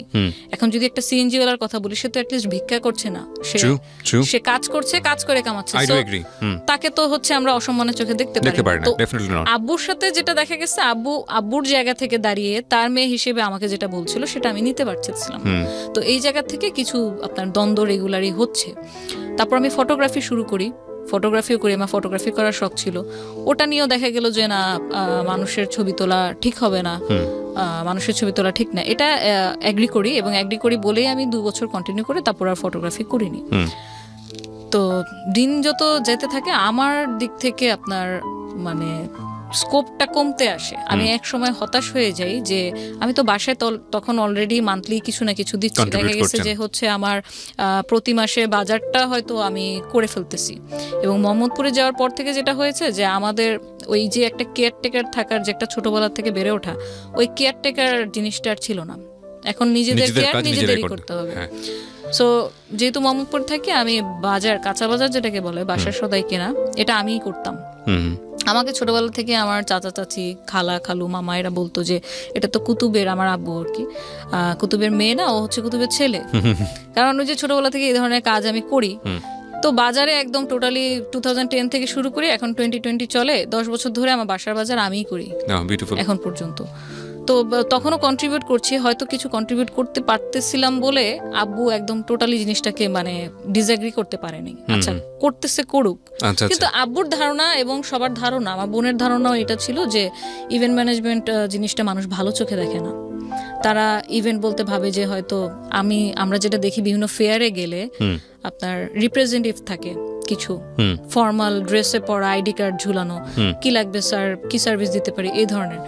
ওনাদের কনসেপ্টটা অতটুকুর মধ্যে সীমাবদ্ধ ছিল যে দেখ, মানুষ তো আর বুঝবে না যে তুই এখানে নিজে ভেন্যুতে, মানে তুই মালিক, তুই ডিরেকশন দিচ্ছিস, কিন্তু কাজ করতেছে তোর আন্ডারে অন্য কেউ। মানুষ কিন্তু ইভেন্ট ম্যানেজমেন্ট বলতে এটাই ভাববে যে তুই নিজে ফিজিক্যালি ওইখানে গিয়ে হয়তো এরকম সবার সাথে মানে অ্যাজ এ জব টাইপের কাজ আর কি এরকম করতেছিস। তো এটা আসলে আমাদের সাথে যায় না। আমাদেরকে মানুষ কি বলবে, যারা পরিচিত আত্মীয় স্বজন আছে এরা তো এটা ভালো চোখে দেখবে না, ইভেন দেখছে না এখন পর্যন্ত, তুই এটা ছেড়ে দে। তো এরকম বোনের সাথেও দ্বন্দ্ব চলতেছে, বাবার সাথেও দ্বন্দ্ব চলতেছে। আমাকে এটা মানে ম্যানেজ করতে খুব কষ্ট করা লাগছে। ম্যানেজ আমি ততদিন পর্যন্ত করতে পারিনি যতদিন না আমি আরো বড় বড় কোনো কাজ আমি নিয়ে আসতে পারতেছিলাম। কন্টিনিউ আমরা মার্কেটিং করার চেষ্টা করতেছি কিভাবে আরেকটু ভালো কাজ করা যায়। তো আল্লাহর অশেষ রহমতে দেখা গেছে যে অ্যাটলিস্ট 3 বছর যখন কেটে যায়, আমরা মোটামুটি তখন কিছু টুকটাক কর্পোরেট কাজ করা শুরু করি। যেমন আমরা বসুন্ধরা সিটি শপিং মলে আপনার রমজান মাসে যে 1 মাসের একটা ডেকোরেশন থাকে, আউটডোরে গেট থাকে, এই কাজটা আমরা প্রভিটা গ্রুপের স্পন্সরশিপ নিলাম, নিয়ে ওদের ব্যানারে আমরা ওখানে ডেকোরেশন করি। তখন আমরা রিয়েলাইজ করি কর্পোরেট কাজ কতটুকু ভ্যাস্ট হয়। মানে আপনার বসুন্ধরার সেই অ্যাডমিন লেভেলে গিয়ে ওনাদেরকে প্রপোজাল দেওয়া, এবং তখন যেটা আমরা ফিল করি যে যেটা বললাম যে আমাদের ডকুমেন্ট ছিল না, কোনো ট্রেড লাইসেন্স, টিন সার্টিফিকেট, এই জিনিসগুলা, আমাদের কোম্পানির নামে ব্যাংকে অ্যাকাউন্ট আছে কিনা, এই জিনিসগুলো যখন ভেরিফাই করা শুরু করে, তো তখন দেখা গেল যে এই জায়গা তো আমরা ধরা। তাহলে আমরা এখন যে আমরা কাজ করব, একটু কর্পোরেট লেভেলে ঢুকবো, বড় কোনো কাজ করবো, সেক্ষেত্রে তো আসলে ওরকম পেরে উঠতেছি না। তো আমি পরে স্যারদের সাথে কথা বলে কনভিন্স করলাম যে স্যার, আমরা আসলে সত্যি কথা বলতে কর্পোরেট কাজ আমরা টুকটাক করেছি, বাট এরকম ভ্যাস্ট লেভেলে এখন পর্যন্ত করিনি। আপনি যদি আমাদের কাজের পোর্টফোলিও দেখতে চান, পোর্টফোলিও দিতে পারি, আমরা হয়তো খুব শীঘ্রই এটা আপনি যেটা যেটা ডকুমেন্ট বললেন আমরা করে ফেলবো। তো উনি খুবই সাপোর্টিভ ছিল, ওনার মেয়ের মতো করে আমাদেরকে বুঝালেন যে দেখো, তোমরা যেহেতু করতেছো তাহলে প্রফেশনালি করো, জিনিসটাকে এরকম করলে তোমাদের জন্য বেটার হবে, আরো বড় বড় ভালো ভালো কাজ তোমরা নিতে পারবা। কারণ হয়তো আজকে তোমার সাথে আমি কথা বলে কনভিন্স বলে আমি তোমাকে কাজটা দিচ্ছি, আদারওয়াইজ সবাই কিন্তু কর্পোরেট কাজ এভাবে দেয় না, এই ডকুমেন্টগুলো ডিটগুলো লাগে। তো তারপর আমরা কিছু কর্পোরেট কাজ করার পর যখন দেখলাম যে না, কর্পোরেট কাজ করার পরে বাসার মানে মতিগতি কিছুটা হলেও আস্তে আস্তে চেঞ্জ আসতেছে। যখন বললাম যে আমি বসুন্ধরা সিটিতে আছি মিটিংয়ে, ও আচ্ছা ঠিক আছে ওকে, যখন আব্বু কল দিত, তো যখন বুঝতে পারলাম যে ওনার মাইন্ডসেটটা এরকম যে কোনো অফিসিয়াল এনভায়রনমেন্টে কাজ করতে পছন্দ করে, তো উনি চায় ওনার মেয়েও ওরকম কোনো কিছু করুক। কিন্তু এই যে ওয়েডিং পার্টি, বার্থডে পার্টি, এই কাজগুলোকে ওনাকে আমি আর মানে কনভিন্স করতে পারলাম না, সেটা যত বাজেটেরই কাজ হোক না কেন। তো এর মধ্যে যখন ক্লায়েন্টদের সাথে ডিলিংসগুলো আমার পার্টনার করে যাচ্ছে কন্টিনিউ, এবং আমিও দেখা গেছে যে প্রতিনিয়তই নতুন নতুন কি ডিজাইন করা যায়। কারণ আমার যেটা মাইন্ডসেট ছিল যে আপনি যদি মার্কেটে একটা কম্পিটিটিভ মার্কেটে ঢোকেন, আপনার প্রোডাক্ট যদি ইউনিক না হয় তাহলে ক্লায়েন্ট কিন্তু আপনার কাছ থেকে প্রোডাক্ট নিবে না। কারণ আপনি যেটা দিচ্ছেন ডিসকাউন্টে, এরকম ডিসকাউন্ট তো আরো 10 জন দিচ্ছে, আরো 20 জন দিচ্ছে, কিন্তু ওই 10 জন 20 জনের সাথে আপনার কোনো একটা জায়গায় পার্থক্য তো থাকা লাগবে। সো আপনার প্রোডাক্ট বা আপনার ডিজাইনটা যদি ইউনিক না হয় সেক্ষেত্রে আপনি টিকে থাকতে পারবেন না। আমি কন্টিনিউ ওই ক্রিয়েটিভ লাইনেই মানে আমার সময় দিয়ে যাচ্ছি, সময় ব্যয় করছি। এই দিক থেকে যেটা হলো, আমি আমার পার্টনারকে তো টোটালি 100% 110% আমি ট্রাস্ট করে আসতেছি। কারণ হিসাব কিতাব থেকে শুরু করে সবকিছু ওই দেখতো, ব্যাক স্টেজের কাজগুলো আমি দেখতাম, কিন্তু ফ্রন্টাল ডিলিংস গুলো ক্লায়েন্টের সাথে অ্যাকাউন্টসের জিনিসগুলো সব ও দেখছে। 2014 ডিরেক্ট যদি আসি, কারণ এটা কন্টিনিউ হচ্ছে আপনার আপ টু 2014 সেম জিনিসই চলে আসছে। Started from 2010। ইয়া 2010। আপনি 4 বছর পরের কথা বলছেন? হ্যাঁ, 4 বছর পরের কথা বলছি। এর মধ্যে তো আমার মানে মোটামুটি একটা নাম টাম হয়ে গেছে। আমাদের পেজে অলমোস্ট আপনার 8000 এর উপর লাইক চলে আসছে, এবং সব অর্গানিক লাইক ছিল। আমরা কখনো পেজ প্রমোশনও করিনি, কারণ ডিজিটাল মার্কেটিং কি তখন আমি জানেন না। হ্যাঁ, তো তখন যেটা হলো যে আম্মু সিক হয়ে যায় আপনার 2013 থেকেই। আম্মুর ব্রেনের নার্ভ শুকিয়ে গিয়েছিল, আমরা যেটা বুঝতে পারিনি। তো আম্মু সিক হয়ে যাওয়ার কারণে তখন দেখা গেছে যে মানে বাসায়ও সময় দেওয়া লাগতেছে, পাশাপাশি হচ্ছে আবার ইনকাম কিভাবে বাড়ানো যায় সে চিন্তাও। বাসার মেজো মেয়ে, বড় বোনের বিয়ে হয়ে গেছে, ছোট দুজন তো আরো ছোট। তো এইসব দেখাশোনাগুলো করা, আম্মুর এই যে হসপিটালে নিয়ে যাওয়া, ডাক্তার কি কি ফলো আপ দিচ্ছে সেই ট্রিটমেন্টগুলো বুঝে নিয়ে আসা, সেগুলো আবার ফলো আপ করা, সবকিছু মিলে ভালোই প্রেশার যাচ্ছিল। কিন্তু বুঝতে পারিনি যে আসলে সামনে কি ঝড় অপেক্ষা করছে, ওয়েট করতেছে। কারণ আমি কন্টিনিউ কাজের মধ্যে, তো কোনো কিছুর দিকে তাকানোর বিন্দুমাত্র কোনো মানে অবকাশ ছিল না। যখন দেখলাম যে একদিন খেতে গিয়ে, মানে আম্মু যখন খেতে গিয়ে দেখলাম আম্মু খাবার এখান থেকে বেয়ে পড়তেছে। আম্মু ঠিকভাবে খাও, তারপর দেখি যে না, সে যতই ঠিক করে এদিক দিয়ে পড়তেছে। যখন আমরা কোথাও বেড়াতে যেতাম, হাঁটতেছি, আম্মুকে যদি হাত দিয়ে না ধরি তো আম্মু স্টেবল হতে পারে না, তার ব্যালেন্সটা পিছনের দিকে চলে যায়। তো তখন যখন আমাদের ফ্যামিলিতে 4 জন ডাক্তার, জ্যাঠার সাথে আলাপ করলাম। আমার জ্যাঠা পিজি হসপিটালে কার্ডিওলজি ডিপার্টমেন্টের হেড। তো জ্যাঠার সাথে আলাপ করলাম, বললো যে তুমি একটা নিউরো ডাক্তার দেখাও, ভালো, এটা ব্রেন থেকে হতে পারে। আমরা অ্যাপোলোতে ভালো একটা ইন্ডিয়ান ডাক্তার দেখালাম, ওনার আন্ডারেই পুরো ট্রিটমেন্টটা চলে 1 বছর নাগাদ। যখন দেখালাম তো আমাদের কয়েকটা রিপোর্টের টেস্টের পরে আসলো যে আম্মুর ব্রেনের যে নার্ভটা আছে ওটা আস্তে আস্তে শুকিয়ে যাচ্ছে। নার্ভ তো অনেকগুলা, হ্যাঁ, যেটা আপনাকে কমান্ড করবে যে হচ্ছে আপনি যেটা করছেন এটা ঠিক কিনা, মানে ঠিকভাবে করতে পারছেন কিনা, ওই নার্ভটা শুকিয়ে যাচ্ছে। তো যার কারণে উনি রান্না করতে গিয়ে হয়তো একবারের জায়গায় 3 বার লবণ দিয়ে দিচ্ছে। এটা আমরা রিয়েলাইজ করতেছি, উনি করতেছে না। নামাজ হয়তো একই নামাজ উনি 2 বার পড়তেছে, উনি বুঝতেছে না। তো এই জিনিসগুলো যখন খেয়াল করলাম তখন আমরা ইমিডিয়েটলি ডাক্তার দেখালাম, এবং টেস্টের রিপোর্ট যখন এরকম আসলো তখন সলিউশন শুনে আমরা আরো মানে আরেক লেভেলের হতাশায় চলে গেলাম যে এটার আসলে কোনো ট্রিটমেন্ট নেই। তাহলে এটা ট্রিটমেন্ট নেই, সেক্ষেত্রে আমরা এখন কি করতে পারি? তো বিভিন্ন মেডিসিন দেওয়া হলো যে ওনার এটা দিন দিন খারাপের দিকে যাবে, বাট যতটুকু পরিমাণ মানে কম করানো যায়, কন্ট্রোলিং করার জন্য মেডিসিন তাকে দেওয়া হলো, যে তার সাথে ভালো ব্যবহার করা, বাচ্চা সুলভ আচরণ হয়ে যাচ্ছিল দিন দিন, তো তার সাথে ভালো ব্যবহার করা, তাকে এক্সট্রা একটা কেয়ার দেওয়া, সব সময় একটু মানে আগলে রাখা, এবং তাকে টাইম দেওয়া। আমার আম্মুর কিন্তু অলমোস্ট আপনার 40 ইয়ার্সের উপর হয়ে গিয়েছে আপনার ম্যারিড লাইফ। তো এই টোটাল জার্নির মধ্যে কিন্তু আম্মুর কোনো ফ্রেন্ড ছিল না, কারণ আম্মু খুব কনজারভেটিভ ফ্যামিলি থেকে আসে এবং খুবই ধার্মিক ছিল। উনি ওনার ফ্যামিলি মেম্বারকেই সবচেয়ে আপন মানে সবসময় ভেবে আসছে। তো ফ্যামিলির বাইরেও যে কোনো ফ্রেন্ড মেনটেন করতে হয় বা কারোর সাথে আলাপচারিতা করতে হয়, ইভেন বোনদের সাথে, আমার আম্মুরা কিন্তু 10 বোন 4 ভাই, তো ওটাও কখনো শেয়ার করতো না। তো পারিবারিক লাইফে যেটা হয় আর কি, যে বিয়ের পরে যখন একটা মেয়ে অন্য কোনো সংসারে চলে যায়, তখন ভালো হোক খারাপ হোক তাকে ওটাই মেনে নিয়ে চলতে হয়। এখন আমরা রিসেন্টলি দেখতেছি অনেকে অনেক লিগ্যাল স্টেপে যাচ্ছে, সেই সময় আপনার আম্মুদের সময় অ্যাকচুয়ালি হতো না। ওখানে তো আসলে এটা কাউকে বলাই যাবে না, বললে মানুষ কি ভাববে যে আমি হয়তো আমার মধ্যে কোনো কমতি আছে, আমি হয়তো সংসার করতে পারছি না। তো আম্মুর যত ধরনের এই যে আমাদের ব্যবসা আব্বুর ফল হয়ে যাওয়া, বাসা বিক্রি করে দেওয়া, এই সব কিছু না মানে সে ভিতরে ভিতরে পুষে রাখছে। এবং এটার কারণটা আমরা যদি ডাক্তার না দেখাতাম এবং ধরতে না পারতাম যেটা নিউরোলজি প্রবলেম, তাহলে হয়তো আমরাও এটা বুঝতে পারতাম না। তো যখন ডাক্তারের কাছে যাওয়ার পর ডাক্তার জিজ্ঞেস করলো যে উনি এরকম কেন, আপনার কি নিয়ে কষ্ট?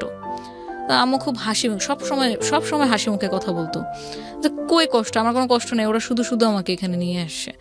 তো ডাক্তারও তো জানে যে এই ধরনের পেশেন্টদের সাথে কিভাবে আসলে তাদের কথাগুলো বের করতে হবে। তখন আস্তে আস্তে ওনার সাথে কথা বলতে থাকে এবং ঠিক যে পয়েন্টে গিয়ে মানে শুনে যে আমরা এখন ভাড়া বাসায় থাকি এবং আব্বুর আগে অনেক ব্যবসা ছিল, এখন এই মুহূর্তে আব্বুর ইনকাম কোনো কিছু নেই, তখন সে কান্না করে ডাক্তারের সামনে। That was the main diagnosis, যেটা উনি কারোর সাথে ইভেন শেয়ারও করেনি কখনো, আমাদের সাথেও করেনি, ইভেন আম্মুর কোনো বোনদের সাথেও। আমরা কি করি যে আমার এখন সাপোজ আমার খারাপ লাগতেছে, আমি আমার ক্লোজ যে পার্সন, সেটা ফ্রেন্ড হোক ফ্যামিলি হোক, আমি তার সাথে শেয়ার করবো, দোস্ত আমার এরকম ভালো লাগতেছে না, কি করা যায়? কোনো সাজেশন, কোনো মানে ডিসিশন, কোনো ধরনের কোনো ফিলিংস সে কোনোদিন কারোর সাথে শেয়ার করে নাই। আমাদের এদিক থেকে গাফলতি ছিল যে আমরা এটা বুঝে উঠতে পারিনি যে আম্মুর সাথে এই ব্যাপারগুলো নিয়েও কথা বলা দরকার। নর্মালি যেরকম বাইরে যাচ্ছি, আম্মু তোমার কি খেতে মন চাইতেছে, তখন তো আমার কিছু ইনকাম করি, হাতে টাকা আছে, কিছু একটা নিয়ে আসতেছি, সে ওটাতেই খুশি। কিন্তু তার ভিতরে যে এত কিছু চলতেছে, নিজের সাথে যুদ্ধ চলতেছে, এটা আমরা কোনো রিয়েলাইজ করিনি যতক্ষণ পর্যন্ত কোনো সিমটম আমরা নিজের চোখে না দেখি। তো যখন এটা ডায়াগনোসিস করা হলো, তারপর ট্রিটমেন্ট শুরু হলো। এখন উইদিন 3 মান্থ মানে আম্মুর অবস্থা এরকম হয়ে গেল যে টোটালি অন্য মানুষ। সে কখনো কখনো কথা উল্টাপাল্টা বলতেছে, মানে এটা কোনো ভাষার মধ্যে পড়ে না, এমনি জাস্ট উল্টাপাল্টা ল্যাঙ্গুয়েজ বলতেছে, কোনো সেন্টেন্সের মধ্যে পড়ে না। মনে হচ্ছে যেন সে অলৌকিক কোনো কিছুর সাথে কথা বলতেছে, কিন্তু অ্যাকচুয়ালি রুমে শুধু আমরাই। কোনো কিছু দিয়ে তাকে থামানো বা তার কাছ থেকে কোনো অ্যান্সার বের করা, এরকম কোনো কিছুই আমরা পারতেছিলাম না। অলমোস্ট 8 মান্থ আপনার এভাবেই চলতে থাকে। নিজেকে অনেক হার্ট করতে করতে দেখা গেছে এখান দিয়ে আপনার ব্লিডিং হচ্ছে। সো 24 আওয়ার্স অবজারভেশনে রাখতে হতো কাউকে না কাউকে। তখন যখন দেখলাম যে আপনার মানে প্রতিদিনই অবস্থা খারাপের দিকে যাচ্ছে, ভালো তো হচ্ছেই না। বাথরুম সে কোনো কন্ট্রোল নাই। বাথরুমের কন্ট্রোল প্রায় আপনার মানে 8 মাস পরে গিয়ে টোটালি আউট অফ কন্ট্রোল হয়ে যায়। তখন আমরা যে আপনার অ্যাডাল্ট যে ডাইপার আছে, আমরা সেটা ইউজ করা শুরু করি। তো তার জন্য একটা মেইড রাখা হয়েছিল, উনিও খুব বয়স্ক ছিল, আমরা খালা বলতাম ওনাকে। একদম যেহেতু আমরা বাসায় থাকি না, আমার ছোট 2 বোন হচ্ছে স্টুডেন্ট, আমি পড়ালেখা করতেছি, পাশাপাশি কাজ করতেছি। আব্বু তখনও চেষ্টা করতেছে কি করা যায়। কিছু উনি ইনকাম দিত, মানে না দিলে বাসা কেমনে চলতো। সেভিংস ছিল, কিছু ইনকাম করতো, কিন্তু পার্মানেন্ট যে কোনো একটা ইনকাম সোর্সের সলিউশন সেটা কিন্তু তখনও হয়নি। অ্যান্ড ইটস অলমোস্ট মানে 2013 শেষের দিকে। তো যখন দেখলাম যে আম্মুর এরকম কোনো মানে ভালো তো হচ্ছেই না, দিন দিন আরো খারাপ হচ্ছে, তখন দেখলাম যে আমার কাজের প্রেশার কিছুটা যদি কমিয়ে দিয়ে আমি আম্মুর দিকে সময় দিই, হয়তো তার মানে মেন্টাল যে স্টেটটা আছে সেটা একটু বেটার হইতে পারে। তো তখন এক পর্যায়ে দেখলাম যে আম্মুর নিজের উপর থেকে টোটালি কন্ট্রোল নাই, এবং 6 মাস পর্যন্ত ওনার কোনো জ্ঞান ছিল না। মানে কি করতেছে? আমি তানিয়া, আমার ছোট 2 বোন, আমরা যে তার মেয়ে, আব্বু যে তার স্বামী, ওই বাসায় কে থাকে, শি হ্যাড নো সেন্স, তার কোনো সেন্স নাই টোটালি। যদি আপনি বলেন যে একটা মেন্টাল পেশেন্ট যেরকম থাকে, যে তার স্মৃতিশক্তি হারিয়ে গেলে যেরকম হয় অবস্থা, আম্মুর অবস্থা ওরকম ছিল প্রায় 6 মাসের মতো। ওকে, আমরা যেখানটায় ছিলাম তারপর তো এই 6 মাস যে কিছুই বুঝতেছে না, একটা বাচ্চাকে আমরা কি করি, সে কিছুই বুঝে না। আমি তাকে কি কমান্ড করতেছি, বাবা তুমি বসো, বাবু তুমি খাও, বাবা তুমি এটা ধরো না, ওই বাচ্চা কিন্তু ততদিন পর্যন্ত আপনার ল্যাঙ্গুয়েজ বুঝবে না যতদিন পর্যন্ত না তার মধ্যে ভাষার বোধটা আসবে। তো আপনি ধরে নিতে পারেন যে আমার আম্মু আবার মানে সেই বাচ্চার কালেই চলে গেছে। তো তখন আমরা হয়ে গেছি গার্জিয়ান। তখন তাকে এইভাবে বুঝানো, সে খেত না। ট্যাবলেট যে দিচ্ছে ডাক্তার, ট্যাবলেট কিভাবে খাওয়াবো, কারণ উনি তো ট্যাবলেট দিলে তো ছুঁড়ে ফেলে দিতেছে, এদিক ওদিক ফেলে দিতেছে, মুখ থেকে ফেলে দিতেছে, খাবে না, তিতা। তারপর কলা ছিলে, কলায় ভরে ভরে তাকে ওই ট্যাবলেট খাওয়াইছি, কারণ এই ট্যাবলেট যদি না খাওয়াই তাহলে আমার হাইপার টেনশন আরো বাড়তে থাকবে, আর যত বেশি হাইপার টেনশন বাড়বে উনি ফিজিক্যালি তত মানে নিজেকে হার্ট করবে। এই জিনিসগুলো মানে এটা যে ফেস না করেছে সে বুঝতে পারবে না যে আসলে কতটা ভয়ঙ্কর রকমের যুদ্ধ হতে পারে নিজেদের পরিবারের মধ্যে, নিজেদের সাথে। মানে আপনি ভেবে দেখেন যে মানুষটা তার লাইফের অলমোস্ট মানে 42 ইয়ার্স শুধু সংসার জীবনে কাটিয়ে দিছে তার স্বামী তার বাচ্চাদেরকে নিয়ে। এবং আমার আম্মু ফ্যামিলিতে অ্যাকচুয়ালি মেজো ছেলের বউ, কিন্তু বড় বউ হিসেবেই আসলে গিয়েছে, কারণ আমার জ্যাঠা যেহেতু তখন ডাক্তার পাশ করেনি, সো উনি এমবিবিএস এর জন্য ওয়েট করতেছিল।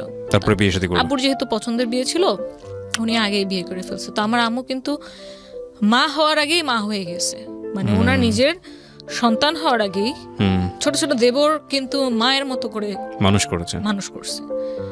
ওনার হচ্ছে 8টা দেবর, তো 8টা দেবরকে লালন পালন করা, বড় করা, শ্বশুর শাশুড়ি খেদমত করা, তারপর আমরা হলাম, আমাদের কি করা, কতটুকু ভয়ঙ্কর ভয়ঙ্কর। আপনি যেটা বলছেন we can realise, yes, but the thing is that আপনি সন্তান হিসেবে এই জিনিসগুলো রিয়েলাইজ করেছেন, এবং অনেক সন্তানই এটা করে না। আমরা শেষ পর্যন্ত কন্টিনিউ করব, যারা দেখছেন তারা দেখলে বুঝবেন যে আসলে কি অসাধারণ একটা গল্প, কি অসাধারণ একটা জীবনযুদ্ধ এই মেয়েটি করেছে, এবং she is a great successor. আমরা যাই সামনের দিকে, জি প্লিজ।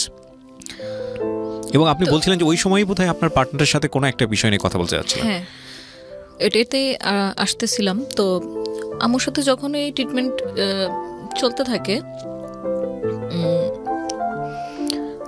একদিন হঠাৎ আমরা কিন্তু খুব ভালো কাজ করতেছিলাম, আমাদের অলমোস্ট তখন আমি যদি একটু মেনশন করি, আমরা 100টার উপর ওয়েডিং ইভেন্ট করে ফেলি 4 বছরে, উইদিন 4 ইয়ার্স 100টার উপর ওয়েডিং ইভেন্ট করে ফেলি, এবং বার্থডে প্লাস আপনার 40-50টার মতো হয়ে যায়। আমরা আস্তে আস্তে খুব রিনোন হয়ে যাই, আমাদের রেগুলার কাজ আসতে থাকে, আমরা কাজ করতে থাকি। হয় কি, আমি জাস্ট নিজের লাইফে আমার আব্বুর প্রতিচ্ছবি দেখতে পারতেছিলাম। আমার আব্বু যতগুলো কর্মচারীকে হাতে ধরে কাজ শিখাইছে, সেই কর্মচারীগুলো একটা পর্যায়ে গিয়ে আব্বুর সাথে বিট্রে করছে, এবং এক্স্যাক্টলি সেম জিনিসটা আমার ক্ষেত্রে হয়েছে।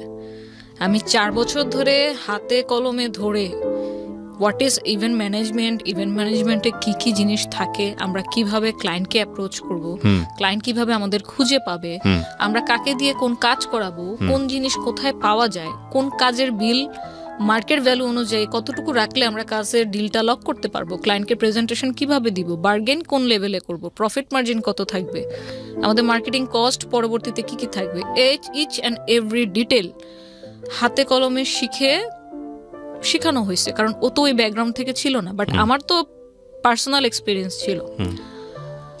ইনস্ট্যান্ট একদিন 2014 ফেব্রুয়ারিতে জাস্ট এমনি কোনো আগের থেকে কোনো ঝগড়াঝাটি নেই, কোনো মারামারি কাটাকাটি, নাথিং, ইনস্ট্যান্ট একদিন বলে বসলো, তানি আমি আর পার্টনারশিপে বিজনেস করব না।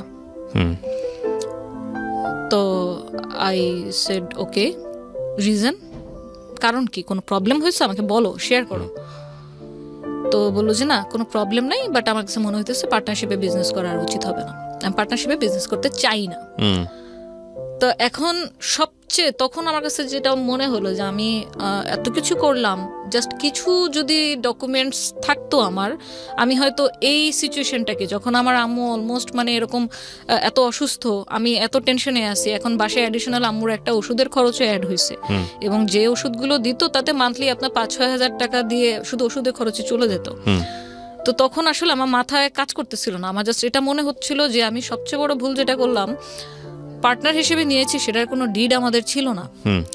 আমরা যে হসপিটাল ডেকোর নামটা দিলাম, ট্রেড লাইসেন্স তো করিনি, বাট অ্যাটলিস্ট এরকম যদি একটা ডিড থাকতো যে কোনো পর্যায়ে গিয়ে যদি আমাদের মনে হয় আমরা একসাথে কাজ করব না, তাহলে সেক্ষেত্রে আমাদের ডিসিশনটা কিভাবে হবে, কোন ওয়েতে হবে, যে থাকতে চাচ্ছে না সে চলে যাবে, সে কি কোনো রেভিনিউ বা কোনো গুডউইল কোনো কিছু সে ক্লেম করতে পারবে, নাকি মানে কি হবে, এই ব্যাপারটা নিয়ে না আমাদের কোনোদিন মানে ওরালিও কোনো বিষয়ে আলোচনা হয়নি। কারণ হবে কেন, সে তোমার বেস্ট ফ্রেন্ড, তার সাথে আমার মানে প্রত্যেকটা কাজের সম্পর্ক পার্সোনাল, সে আমার সাথে ফ্যামিলির সাথে মানে এত বেশি মিলে গেছিল যে আমার যে পুরান ঢাকায় দাদির বাড়ি, আমি তাকে সে আমার ফ্রেন্ড লাগে, অথচ তাকে আমার সেই বাসাতেও ঘুরতে নিয়ে গেছি, সে ওখানে ঘুরছে।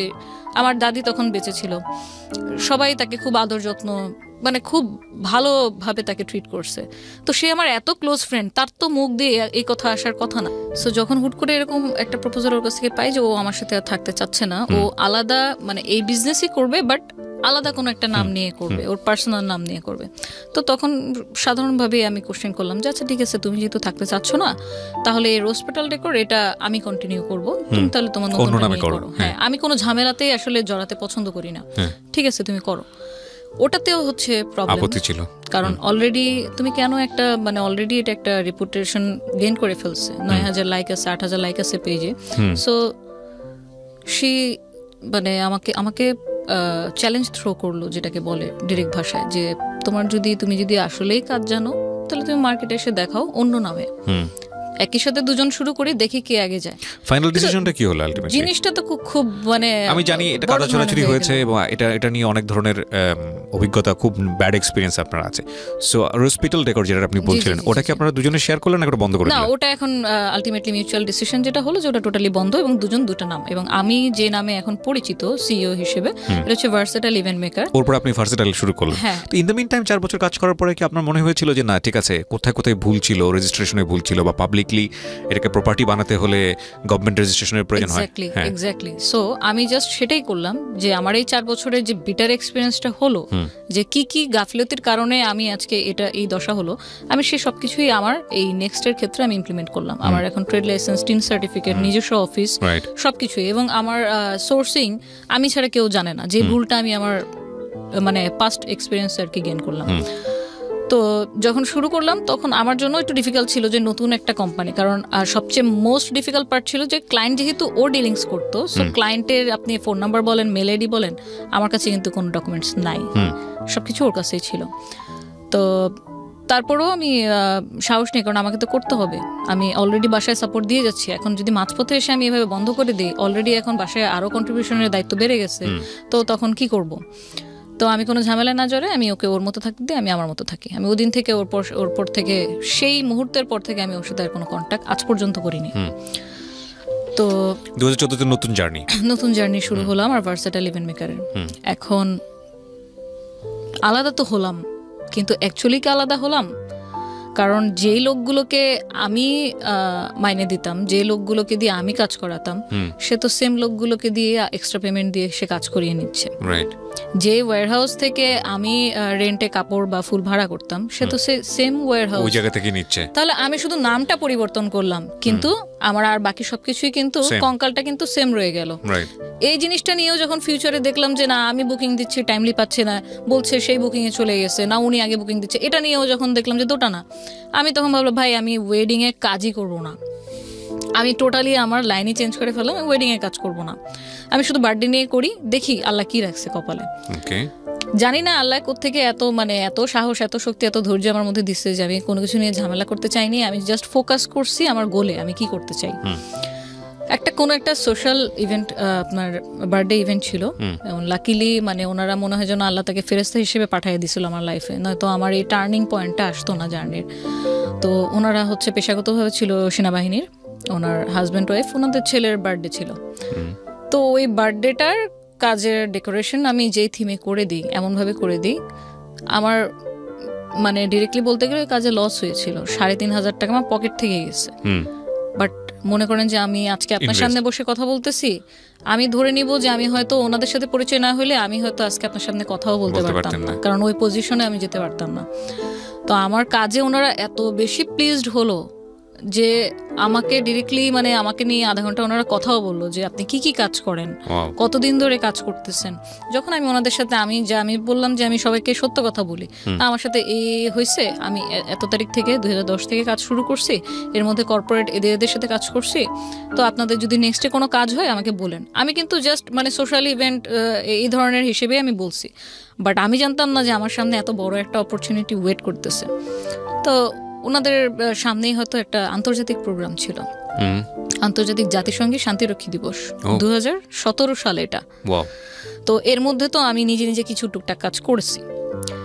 তখন বললো, আমাকে একদিন কল দিল যে হচ্ছে আপনি এরকম এই ধরনের কাজ কি কখনো করেছেন? তো আমি বললাম এই ধরনের বলতে এই প্রোগ্রামে যা যা লাগবে সেগুলো আমি আপনাকে সাপোর্ট দিতে পারবো, বাট সত্যি কথা আমি এর আগে কোনো আন্তর্জাতিক কোনো জাতীয় কাজ করিনি। The thing is that honesty is the best policy. আমি সবসময় এটা বলি, আমরা ছোটবেলায় শিখেছি সততাই সর্বোৎকৃষ্ট পন্থা। আসলে না মানে নিজের উইকনেসকে কখনো গোপন করতে নাই, মানে পার্টিকুলারলি দুই একটা জায়গা ছাড়া, সেটা অন্য জিনিস, ওই ডিসকাশনে আসা যাবে না আজকে। কিন্তু আমার মনে হয় এইসব ডিলিংসের ক্ষেত্রে, বিজনেস ডিলিংসের ক্ষেত্রে সবসময় উইকনেসটাকে ওপেন রাখা ভালো, যে স্যার আমি এটা পারি, এটা আমি পারি না, এই জায়গাটা আমার উইকনেস, সো এতটুকুর জায়গাতে আমার কনফিডেন্ট আছে, এতটুকুর জায়গাতে আমার নাই। এতে করে হয় কি, যিনি আমাকে নিয়ে ডিল করছেন তারও কনফিডেন্টটা অনেক বেশি গ্রো করে, যে না আমি একটা অনেস্ট মানুষের সাথে ডিল করছি। রাইট। এবং এই জিনিসটা আমাকে অনেক মানে গ্রো করতে অনেক হেল্প করেছে। যেমন আমি ওনাদেরকে বলেছি যে আমি এর আগে কখনো কোনো ন্যাশনাল বা ইন্টারন্যাশনাল ইভেন্ট করিনি, বাট কর্পোরেট ইভেন্ট করার এক্সপিরিয়েন্স আমার আছে। সো আপনাদের একটা ইভেন্টে কি কি লাগবে, কোন স্টেজ লাগবে, কোন গেট লাগবে, কোন ব্র্যান্ডিং লাগবে, ওখানে চিফ গেস্ট কি মাননীয় প্রধানমন্ত্রী থাকবে না মাননীয় রাষ্ট্রপতি থাকবে না অন্য কেউ, আমাকে ওভাবে বললে আমি ওই অনুযায়ী আপনাদেরকে ডিজাইন দিতে পারবো। সো ওই যে আমার ফার্স্ট অপরচুনিটি আসলো যে ঠিক আছে আপনি তাহলে একটা প্রেজেন্টেশন দেন, যদি আমাদের সিনিয়র যিনি আছে উনি যদি আপনার প্রেজেন্টেশন পছন্দ করে দেন বাজেট দিবেন, কারণ সরকারি প্রোগ্রামে হয় কি 6-7 জন মিলে বিট করে, তারপর সের মধ্যে কস্ট মিনিমাইজ করে যে সবচেয়ে লোয়েস্ট বিট করে তাকে হচ্ছে কাজটা দেওয়া হয়। তো যেহেতু এটা আমার ফার্স্ট কাজ ছিল, এতটা সহজও আবার ছিল না যে আমি একদম আলাদিনের চেরাগ হাতে পেয়ে গেলাম। তো ওনারাও আমাকে আমার ক্যাপাবিলিটি টেস্ট করার জন্য আমাকে প্রথমে ওনাদের পার্সোনাল একটা ছোট ইভেন্ট আমাকে দেয়, যে তুমি যদি এখানে প্রুফ করে দেখাইতে পারো, তোমার কাজ দেখে আমরা বুঝবো নেক্সট কাজটা আমরা তোমাকে দিব কিনা, মানে কাজ তো দিব পরের কথা, প্রেজেন্টেশন দেওয়ার পারমিশন তোমাকে দিব কিনা। সো আল্লাহর অশেষ রহমত যে ওই প্রোগ্রামে 100% স্যাটিসফ্যাকশন আমি মানে ওনাদের কাছ থেকে নিই, এবং আমি আমার 100% 200% আমি দেওয়ার ট্রাই করছি, এবং আই এম মানে ব্লেসড যে আমি ওনাদের মতো গার্জিয়ানই বলবো, কারণ আমার কাছে এখন সেনাবাহিনী একটা ফ্যামিলি হয়ে গেছে, আমার সেকেন্ড ফ্যামিলি। কারণ আমি গত 4 বছর ধরে মানে প্রতিটা ইভেন্ট আমি সেনাবাহিনীর ইভেন্টই করছি, আমি সিভিল ইভেন্টের মধ্যে শুধু বার্থডে ছাড়া আর কোনোটা করিনি। তো তখন আমাকে সিলেক্ট করলো যে আপনিও প্রেজেন্টেশন দেন। তো ওই যে 2017 থেকে আমি শুরু করলাম ওনাদের সাথে পথ চলা, এবং দীর্ঘ আপনার 1.5 মাস লাগিয়ে একটা প্রেজেন্টেশন বানানো, সেটা বারবার চেঞ্জ করা, ডিজাইন চেঞ্জ করা, এবং আপনি আলটিমেটলি যখন ওই কাজটা পান, 48 ঘন্টা মানুষের চোখের পলক কিভাবে খোলা থাকে এটা আমি ওনাদের কাজ করতে গিয়ে শিখেছি। 24 ঘন্টা আগে আপনাকে ওয়ার্ক অর্ডার দেওয়া হবে, 24 ঘন্টার মধ্যে আপনি 3টা ভেন্যু ডেকোরেশন কিভাবে করবেন এটা আমি ওনাদের সাথে কাজ করতে গিয়ে শিখেছি। তো এই 4 বছরের মানে পেশাগত যোগ্যতায় বলবো যে আমাকে ওনারা জাস্ট মানে ওয়ান ম্যান আর্মি বানিয়ে দিচ্ছে। তো এখন যদি আমাকে অনেক অনেক মানে আমি কি বলবো, আমি খুবই গর্ববোধ করি এটা বলতে যে আমি সেনাবাহিনীর কাজ করি, কারণ আমার কিছু প্রোটোকলের কারণে এই ধরনের প্রোগ্রামের কোনো ডকুমেন্টেশন কোনো কিছু আমরা মানে পাবলিকলি এটা দেই না। এখানে আমাদের কিছু প্রোটোকলের ব্যাপার আছে, যতটুকু দেওয়া প্রয়োজন আমরা শুধু ততটুকুই আমাদের ফেসবুক পেজে দিই। তো অনেকেই ভাবে কি আমার পুরাতন যে ক্লায়েন্টরা যে আপু আপনি কি এখন ইভেন্ট করেন না, আপনি কি ইভেন্ট ছেড়ে দিচ্ছেন, তো তারা হয়তো জানে না যে ভার্সেটাইল ইভেন্ট মেকার হচ্ছে আমার কোম্পানি।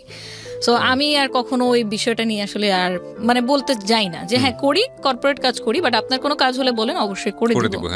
তো আমি খুব এটা প্রাউড ফিল করি যে যেই মানুষটাকে আমি সবকিছু শিখালাম সেখান থেকে যখন আবার আলাদা হয়ে গেলাম, আমি এরকম প্রবলেমেটিক ফেস করার কারণে আমি ওয়েডিং সেক্টরটাই ছেড়ে দিলাম, দেন শুরু করলাম আবার নতুন করে টোটালি কর্পোরেট, তাও বাংলাদেশ সেনাবাহিনীর সাথে।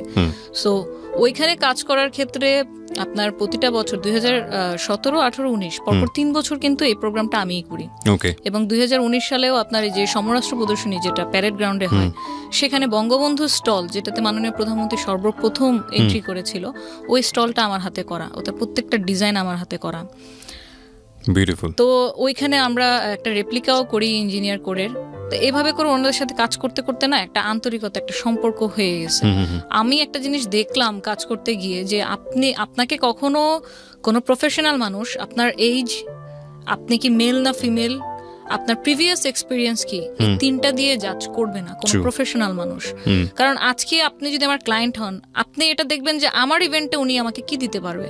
সো আমি ব্যাকে কি 1000টা কাজ করছি না 500টা কাজ করছি, কার সাথে কাজ করছি, দ্যাট ডাজন্ট মেক সেন্স। আমি আপনাকে কি দিব, দ্যাটস দ্য ডিল।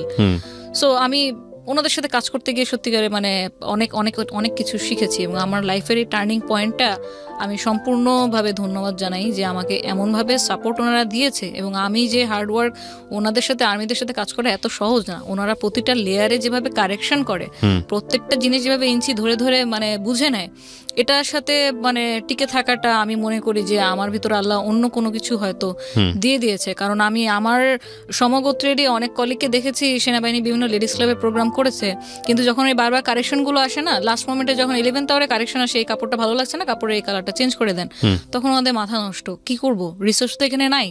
তো আমি যেহেতু হ্যাবিচুয়েটেড, তো আমার মনে হয় যে আমি এটা ব্লেসিং, আমি এটা নিয়েই আগাতে চাই, এটা নিয়েই সামনে করতে চাই। কি হলো মানে এই কাজগুলো আপনার পার্সোনাল লাইফের কি কি চেঞ্জেস আনলো? লাইক আমরা যতটুকু শুনেছিলাম যে আম্মু যখন সিক ছিল 2014-এ, যদি একটু বলি তো 2014-এর মার্চ মাসে, মে মাসের 6 তারিখে আম্মু কিন্তু মারা যায়।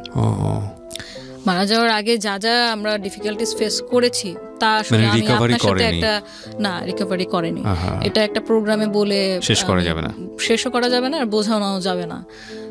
আমাকে যদি বলেন যে আপনার লাইফের যদি কয়েকটা আপনার থেকে থাকে যে ইনকমপ্লিটনেস একটা বলেন, আমি সেই নাম্বার 1-এ বলবো যে আম্মু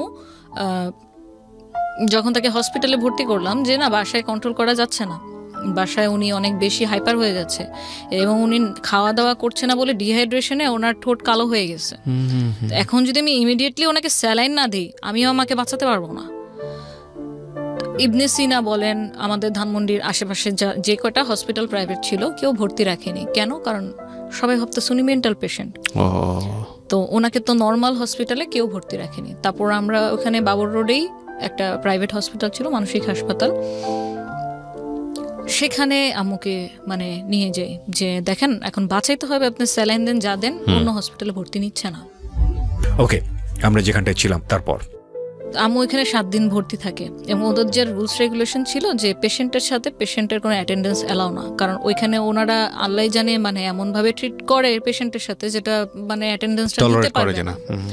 আমি সেখানে, আম্মু কোনো সেন্স নাই, আমি যে তার মেয়ে সে জানেও না, কিন্তু আম্মুকে যে নিয়ে যাচ্ছে টেনে, আম্মু আমার হাত এভাবে ধরে রাখছে, হাত ছাড়তেছে না।